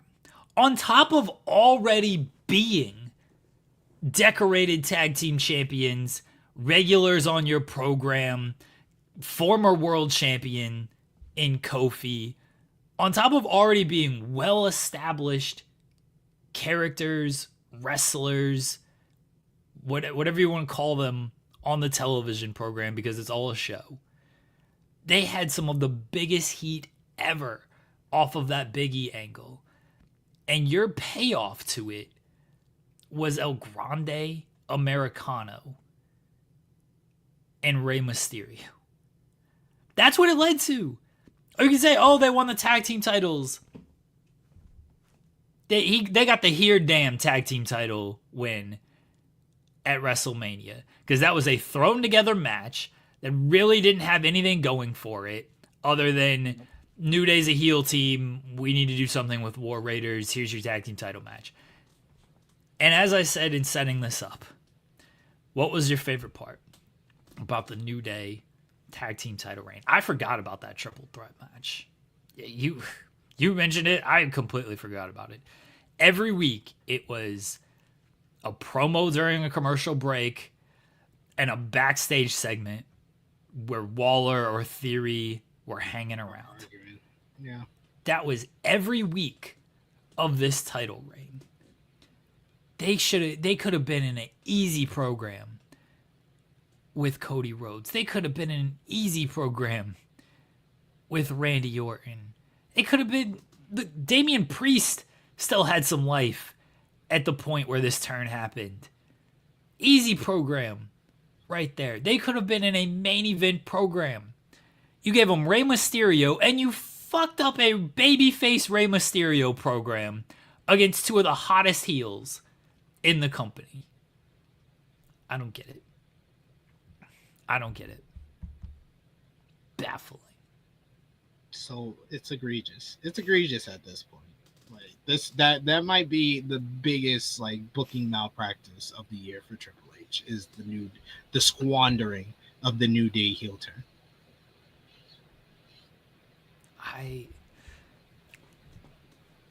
It was. How do you as a company say we have a focus group every single week and we hear what the crowd wants and we go based off that, and then the crowd gives you the heat that they gave New Day, and your reaction is let's do nothing with them? Let's use this to get heat on El Grande Americano. That's your reaction to the heat they got from that segment. I feel bad for Kofi. I feel bad for Big E. I feel bad for Xavier Woods, who's still doing some of his best promo work. Still. He had a whole promo on social media. He's so good. Changed up his look and everything. It's a crime. He's a war criminal at this point, Triple H. War criminal. Went nowhere. I would have been fine if Grayson Waller got added to the group. I think that would have been fun. Grayson Waller is another guy who could get some real heat, and they could do a lot of fun stuff. And as a 3-man group, you could definitely get a lot of heat on 2-man groups. And you could book them similar to when New Day was at their peak as heel tag team champions. You could do some fun stuff with that. It still would have been a misfire after the Big E segment. Don't get me wrong. But at least you salvage it in some way. This, I don't know what they're going to do with New Day after this. Honestly, what are they going to do with New Day after this? They don't have any care about this tag team division. This is all to service the Judgment Day. Put more titles on them. My thing is that this is not the first time he's done this. He's gotten hot act after hot act, and he squandered about 75% of them. The Judgment Day, after they turned on Rhea and Damian, they were hot. He squandered that. And now we're going back to the Judgment Day having all the gold. We already did this story. There's just different people involved. I'm more interested in the Judgment Day than I have been in the last 6 months because Roxanne being inserted and Finn being this instigator. It's been a lot of fun. Don't get me wrong. I like the fact that they have all the gold right now. But, like, you could have told a interesting story with the New Day getting back the World Tag Teams titles and dealing with and mixing it up with the upper echelon of Monday Night Raw or something. You could have done so many different stories. They could have been the leaders of reviving this Raw Tag Team division, but this Raw Tag Team division is a mess at this point. They need some team to come in and basically ignite it in a way that they're not going to do with any of these teams. And going back to Finn and JD, and the match last night was a bunch of fun. It was a blast to watch. Don't get me wrong on any of that. I thought they worked it very well. I thought JD and Finn, they played really good baby faces for a role they're not used to playing, and it paid off very well with them winning the titles in the end. Great near falls and everything. And I like like I said, I like the Judgment Day having all the gold, and I like the whole story with Roxanne, Finn the instigator, Raquel being kind of reluctant in being involved in here. Like that they did the whole vote to bring Roxanne into the group to replace Liv Morgan. I feel like they had to replace another member, but I can't put my finger or my apple on it. I don't remember, but that stuff is cool. It's interesting. It's one of the better stories going on, but you were literally just rehashing stuff with the Judgment Day at this point. This group has gone on way too long. Unless you listen to the crowd, like you just said, the focus group. You listen to the crowd and you give us a babyface Judgment Day, because that's the only thing you haven't done with the Judgment Day at this point. Is babyface Judgment Day. Maybe that's the direction you should go in now, and Liv can come back as a heel and try to shut all that down. Something different you have to go with, because all he does is get these hot new acts and he squanders them to go right back to tell the same stories that he's already told before. That's all he really keeps doing. Chad Gable was hot as hell last summer, and he squandered that. Judgment Day was hot after SummerSlam. He squandered that. He keeps getting these hot heel acts, and I understand WWE has traditionally always been a babyface company, but it wasn't this egregious where we just blow every good to great heel act that we ever had. It's like a 75-80% rate of him just completely ruining any heel acts that can be successful. You know why you can't book a good heel act? SP3. Why? Because he only knows one way to book a heel act, and that's how he was as a heel. But he doesn't want to remind fans of that run because it was so terrible, and everyone knows it was so terrible. Instead, he just doesn't book them at all. That's my theory. He only knows one way to book a heel act, and that's long, boring promos and long title reigns. But he knows that's bad because everyone hated all of his runs. So instead, he's just like, I'm not going to book heels at all. I'm just going to put them off to the side. And maybe they can get a promo during a commercial break. Maybe they can wrestle every now and again. Because they got plenty of baby faces in this company. They don't have great heels. And the great heels are just the run-ins. All the run-ins in the world. That's the only way he knows how to book a heel, is add another run-in. Hey, we got to give credit where credit is due. None of the matches last night have run-ins. Trying to think. Yeah, okay. Yeah. First time in a while. It's been the first time in a while. And I thought that the matchup that I was like most worried about for last night, because people had high expectations for it, I think it was actually really good, was Sheamus versus Rusev. I thought that was really good. That was just beat him up. It was a little too long. I think if they shaved like 5 minutes off of that, it could have been a great match, but a very good matchup. Very good matchup. Rusev's best match since I would say 2021. When he was God's favorite champion. That's the last time he had a great match on that level. Sheamus, he made that crowd care, even though that crowd did not care about Rusev. Rusev been back for 3 months and they don't care about him at all. Anytime he was on offense, they were quiet. They were quiet for the accolade, his finisher. They didn't treat it like a finisher at all. But Sheamus is so good, they got into it. So I'm happy for him, and that was a really good matchup. Breaking news. Important stuff, not pro wrestling. The Sacramento Kings are trading Jonas Valanciunas to the Denver Nuggets for Dario Saric. I like that deal. Can we get a center? Can we get a center, please? All these centers and trades and getting signed. And the Lakers, man, we about to be I'll call it now. We about to be the biggest losers of free agency. Biggest losers. Jake Ravioli ain't doing it for you? Come on.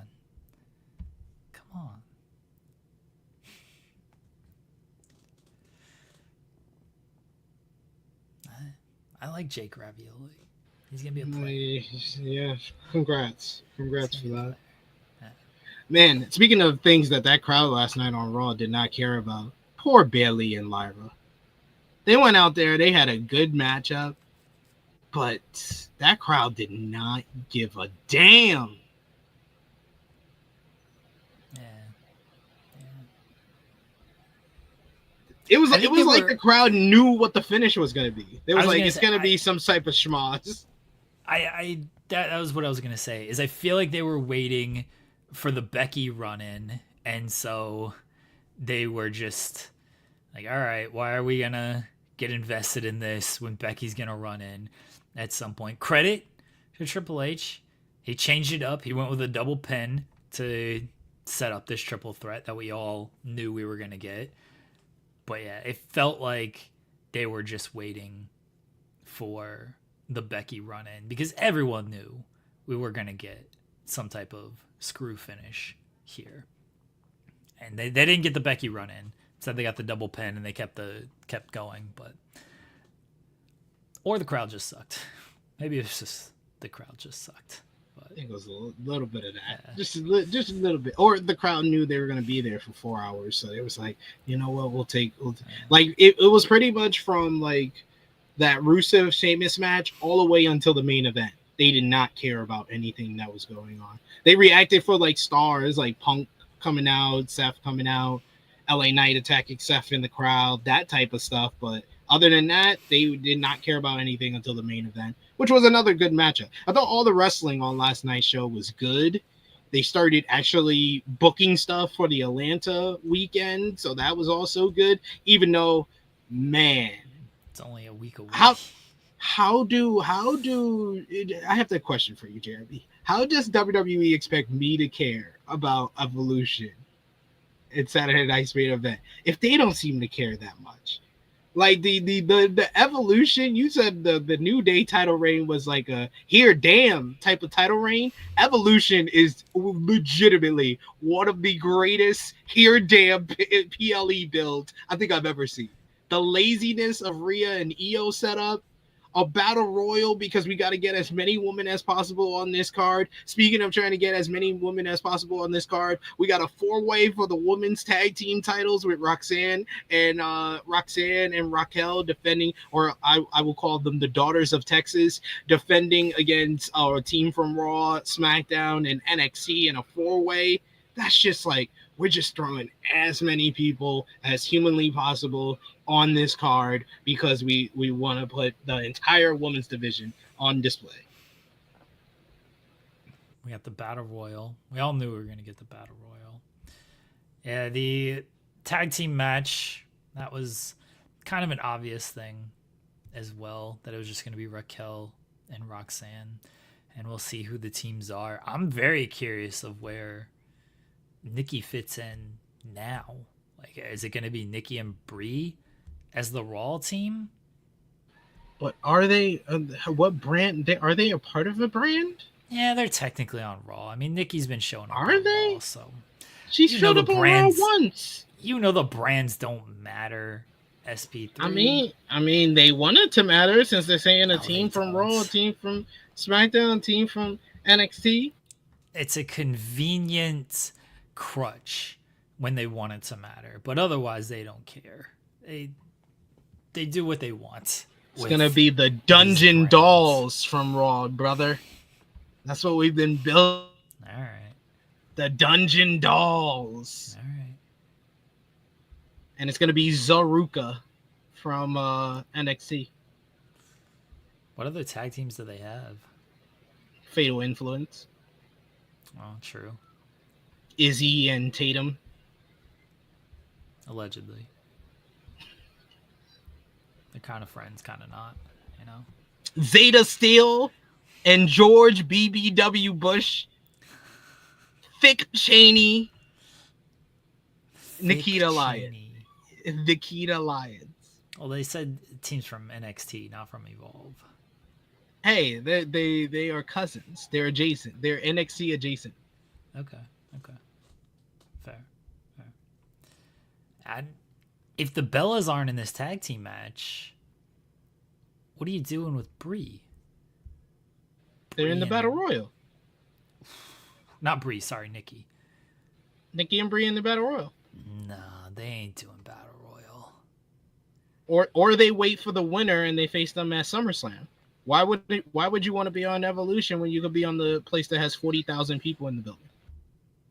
Well, they can be on both.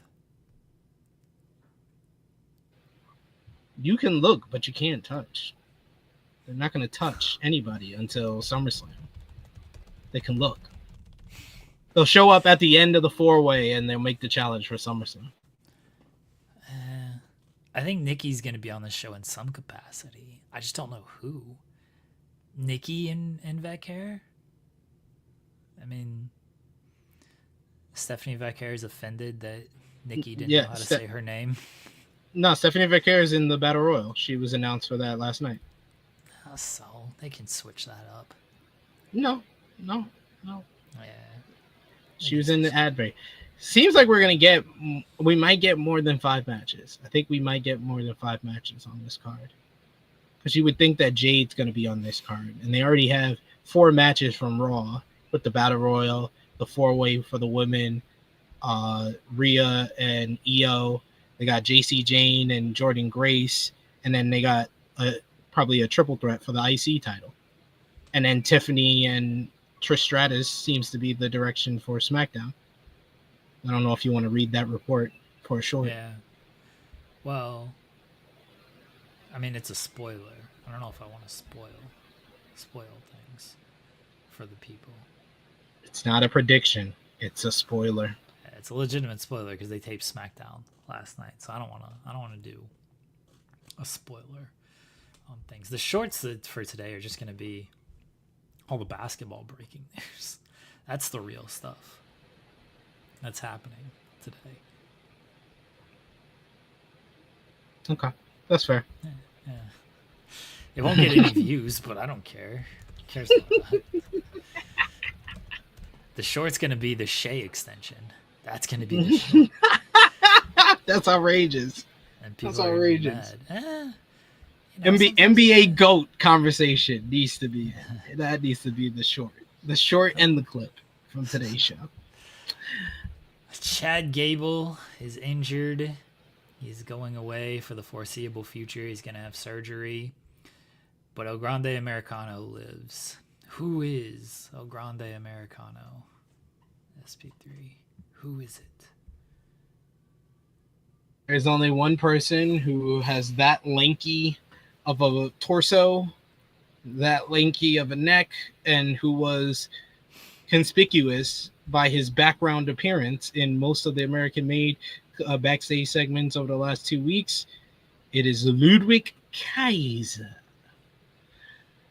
I do think that that's an interesting bit of just basically saying, hey, we can put anyone behind this mask. You don't have to be Chad Gable. He's beating the allegations. I figured they would do that. Yeah, I figured they would do that, is keep it going while Gable is sidelined, because you can put anyone on under the mask, and like that's the bit is, oh, it's El Grande Americano. Who is it? We all think it's Gable, but Gable is like, that's not me. Like you could just, he's kind of replaceable because he's a fake luchador, so it's fine. We'll see if it's a Ludwig Kaiser. We'll see if they put somebody else underneath the mask next week, because that wouldn't shock me either. They just be putting different people under there. The New Day's going to be under there as well. They're going to be the Americano twins. Put Austin Theory under there, like whatever. Grayson Waller. Yeah, you can put anybody under there. It's fine. Makes sense. Just do a different person every week. That gets the bit to be at least interesting, at the very least. Yeah, Gable said he's going to be out. He wasn't cleared to compete, so he's going to be out for a while. And I think that's most of. He's like, go win the tag team titles, go win the women's title or the women's. I was like, they always lose. He said, I want you to beat Stephanie Valkyria to Ivy now. Doesn't even want her to go after a woman's title. He just wants her to beat Stephanie because Stephanie stopped her from winning the Money in the Bank qualifier. They always lose. You aligned with a bunch of losers. They lose every single time. You were with losers with the Alpha Academy. You were with losers in American Made. You have a strange affiliation with losers. We got to look at Chad Gable as not being a great coach here, honestly, because everyone's losing. Everyone he aligns with, they just lose. He's the Doc Rivers of WWE.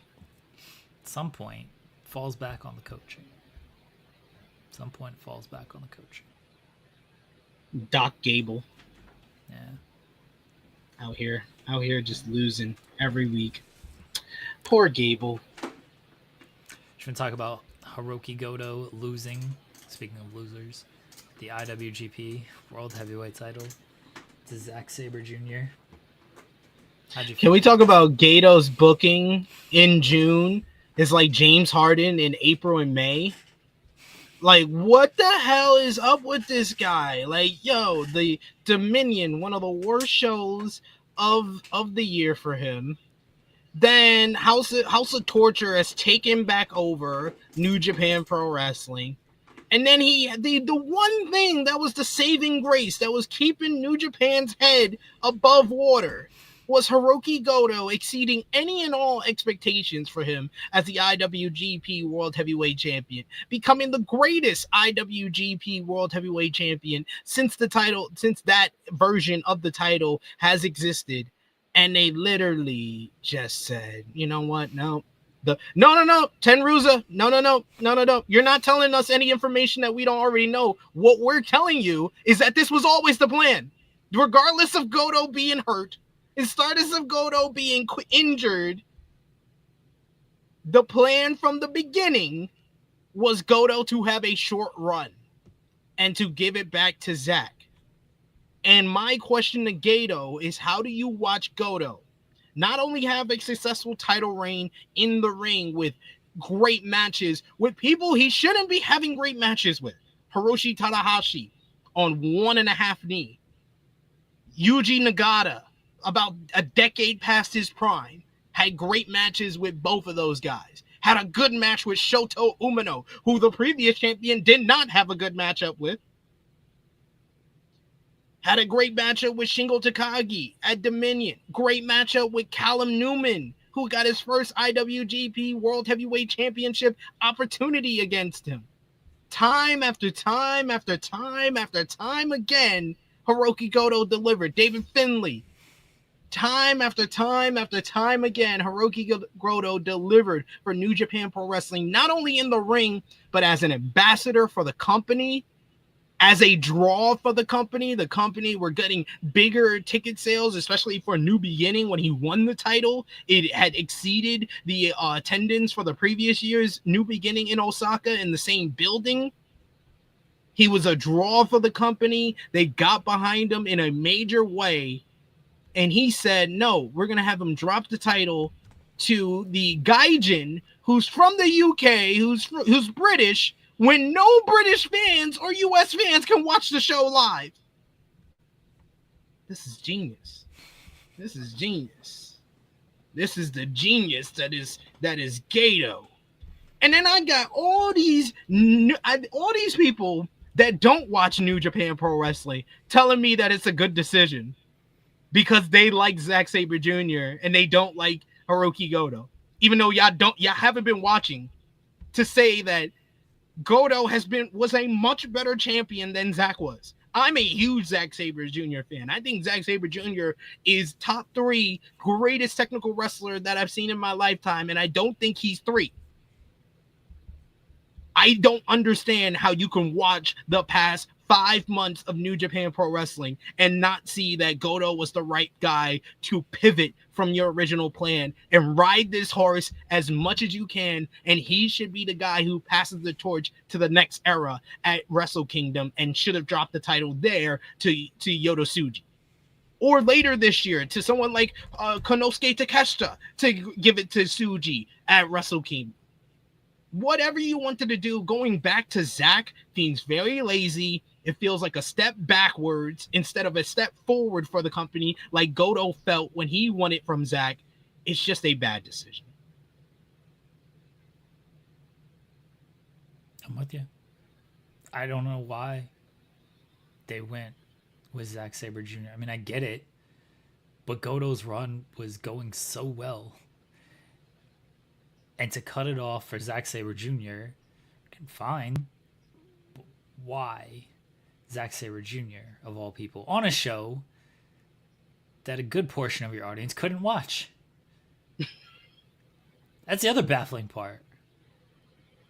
You think, was this a Tanahashi call? Tanahashi jam? He decided, you know what? We need something big. I'm the president here. their biggest audience in Japan, because they were on network television in Japan, and that's why I said, like, I see Scott, another one who didn't hear what I said at the beginning. It did not matter if Goto hurt his elbow or not in the matchup. It wasn't a pivot in the matchup. This was the plan from the beginning. It's been reported. It's been the plan from the beginning that Goto was going to have a short run. And I don't understand how you see the reign that he had. That was good in the ring. That was good drawing. That was good as far as the fan investment, as far as just feeling like it was something that was keeping the company on a high momentum the entire year. How you go back to Zack. And I'm saying that as a huge Zack Sabre Jr. fan. That's not the move. And I'm not even saying that Goto losing the title is the big problem here. It's Goto losing the title to the same guy he beat is my biggest issue. Yeah. It was, when I woke up on Sunday and saw that, I was like, what? Huh? Same. This is what you're doing? Okay. All right. Sure. All to set up Will Ospreay and Zack Sabre Jr. at Forbidden Door. Tony Khan, like, damn you, Tony Khan. Because they really needed the UK guy to hold the title, right?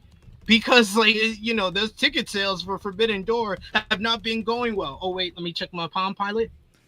Oh, no, they've sold 11,000 seats. What the fuck are we talking about?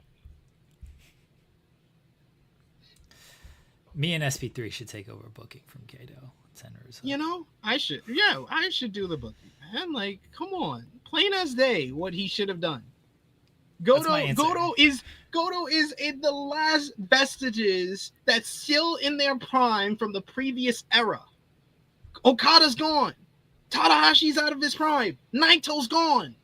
All your top guys are gone. Goto was the last vestiges of the previous era of New Japan Pro Wrestling, who became this beloved and one of the best world heavyweight champions of the past decade. He was the guy who needed to pass the torch to the next era. You just ride that as long as you can, and hopefully you could get to the end of the year, and he gives the title to Yuya Uemura, to Yota Tsuji's, whoever you chose from the new era for him to pass the torch to. That's who he loses the title to. Not back to the same guy he lost the title to, where business wasn't as on its high like it was when Goto had the title.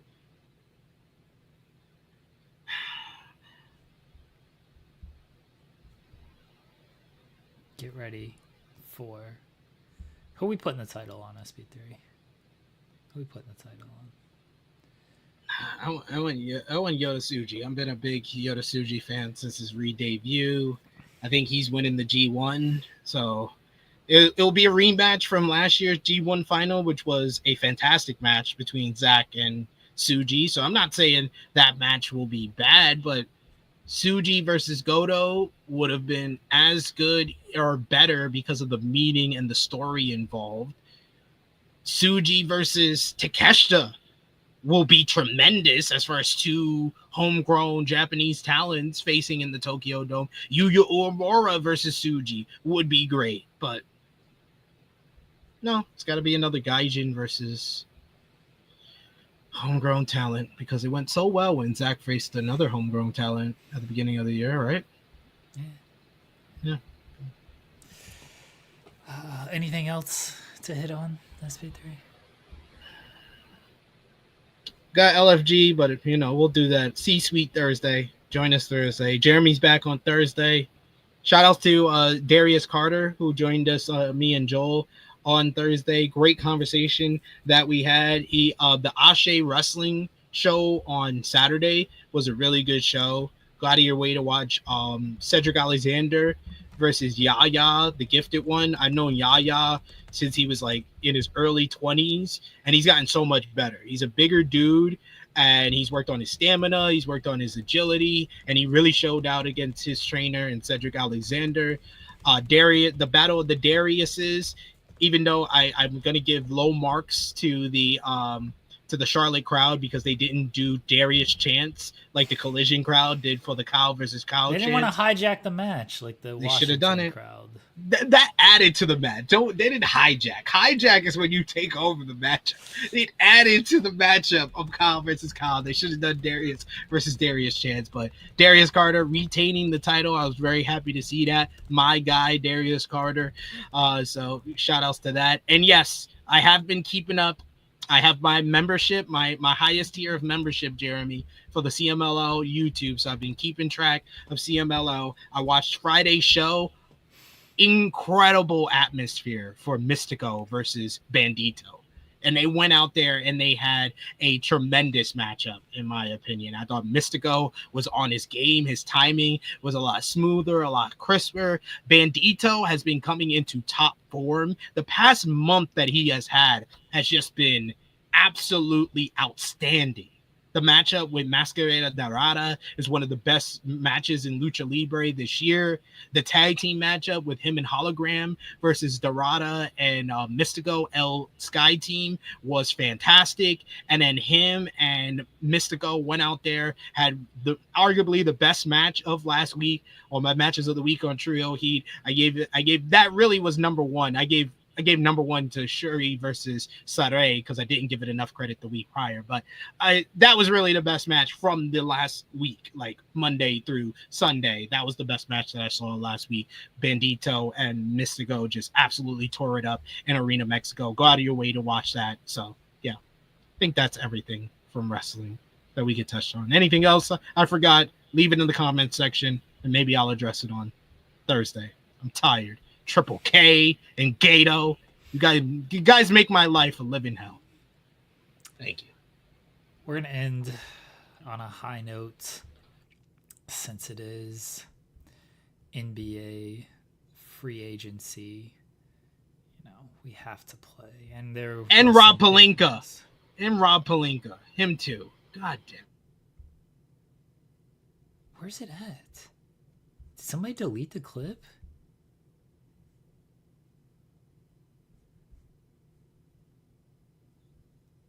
Don't tell me they did that to us. Yeah, it's not there. Oh, how dare they? You're gonna have to put a strongly worded message to the Fightful contributors. Be like, how dare y'all delete our Giannis Antetokounmpo clip? I assume it was coexisting because they add their other clips and it's gone. Oh my gosh. She's gone, I'm wondering why. Folks, we're not leaving you hanging like this, okay? Window, and I can't see it all. Even if I could, it would all be great. I leave a picture on my wall. It reminds me that it's not so bad. It's not so bad. Dear Rob, I wrote you, but you still ain't calling. I left my cell, my pager, and my home phone at the bottom. I left 2 letters back in autumn. You must not have got them. Must have been a problem at the Laker post office or something. Maybe I wrote the addresses too sloppy where I got them. We're not leaving you hanging, folks. I will clip this live on air right now to make sure we get the Giannis Tony Khan clip. We will stay on air for another however long it takes me to clip this up, which shouldn't take me too long. But I cannot believe somebody deleted the Giannis clip. What are we doing? What happened? That's the most important one. I'm gonna have to fire some people. Oh man, it's been real, y'all.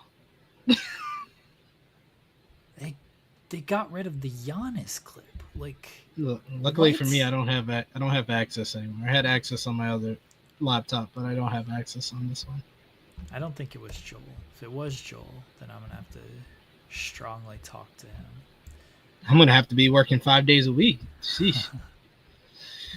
If it's Joel, damn. Joel's gonna get fired. All right, folks. Let me listen. Let me listen and get this. Oh man, he's gonna have to. He doesn't have it like saved in his computer. He has to. No, I delete a lot of stuff. Understand? Because I thought it was just gonna live here. So, yeah, it can live forever. Yeah. So I didn't have a reason to keep it. We're gonna be investigating this. If there's any coexisting fans in the chat, please let us know if they've played any new clips. Oh, they have. I can see the clips. I can see the clips that have been uploaded. So I see the clips that have been there. I just don't know who deleted it. I just don't know. I'm gonna blame coexisting though.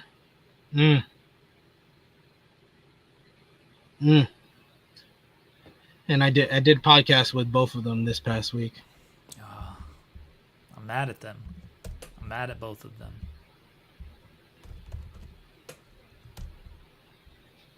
All right, folks, we're almost here. We're gonna change. We'll change the picture. You know, there before he was. We're gonna get Giannis praying because he's praying for a new team. After his prayers is being answered. They got Miles. they got Miles Turner. Yeah, they did get Miles Turner. All right, folks, we are almost here. Let's export it. If this gets deleted, I'm gonna have to. Somebody's getting fired. Somebody's getting fired. My internet is probably gonna cut out as I try to upload this thing because my internet sucks. But that's what it would usually have to do to you. We can't wish to fail us. We got to play this clip for all of you, all the good people of In the Weeds. The chat has been great today, except for Zeno Hour. You guys have been great in the chat today. Appreciate all of y'all contributing to the conversations, the talks about wrestling and basketball. Appreciate y'all. Like how you said, you guys are great. Zeno Hour. All right, folks. We've been talking a lot of basketball today. We've had the Milwaukee Bucks at the center of a lot of these talks because they signed Miles Turner and they waived Damian Lillard to create the cap space. There was a report that Giannis was not happy with this move. And to close up this day of basketball, there's only one clip that we can play. No, I'm serious. I'm dead serious. The MVP of the NBA. I'm not making this up. For AEW Rampage, ladies and gentlemen, the Greek Freak, Giannis Antetokounmpo.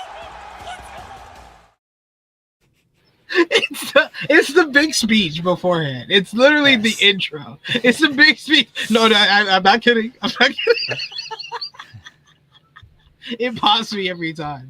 No, I'm not kidding. I'm serious. I'm being serious. I'm serious. I'm dead serious. I'm dead serious. All right, folks. We'll be back tomorrow. I'll be back tomorrow. SP3 will be back on Thursday. Did you plug everything? Did I allow you to plug everything? Follow me on the Twitter machine at TrueHillSP3. I'll have a special article coming out on Sports Illustrated probably later this week, where I'm going to be going through in depth on the Okada-Omega rivalry. Check out patreon.com/TrueHillHeat, where me and Jimmy Macaram have gone back and watched every matchup from the Okada-Omega series. We'll be dropping our final episode for the 4th matchup, which Jimmy Macaram said it was the quote, "It was the first time someone hyped up a matchup to me and it actually delivered on it." So tells you how much he enjoyed that by Jimmy Mac. That's probably the highest praise Jimmy Macaram can give, because he did say an insult right after that. He said, unlike Gabe Kidd versus Kenny Omega. That's because he's Jimmy Macaram. But patreon.com/TrueHillHeat, $3 a month, exclusive content, including that rewatch series. I'll be live in about half an hour with Romeo and Top Guy JJ to review Monday Night Raw more in depth. We're going through all the segments. And yes, I will have a very heated rant about Romeo still putting the New Day's heel turn in the top 10 biggest of all time. Of all time! with the follow-up, this awful follow-up. What the hell are you talking about? So we'll talk about that on the show. So join us live for that. And I think that's pretty much everything I needed to plug. I don't know. Oh, Worst of the Weeds. I don't know, Jeremy, if you wanted to talk about that on air or off air. Probably have to do that Friday because I am busy tomorrow. Okay. Yeah, I wasn't gonna say when we were gonna do it because I wasn't sure, but I was gonna say at some point this week, SP3 and I will be watching Goldberg and Saudi matches. We are going in reverse order.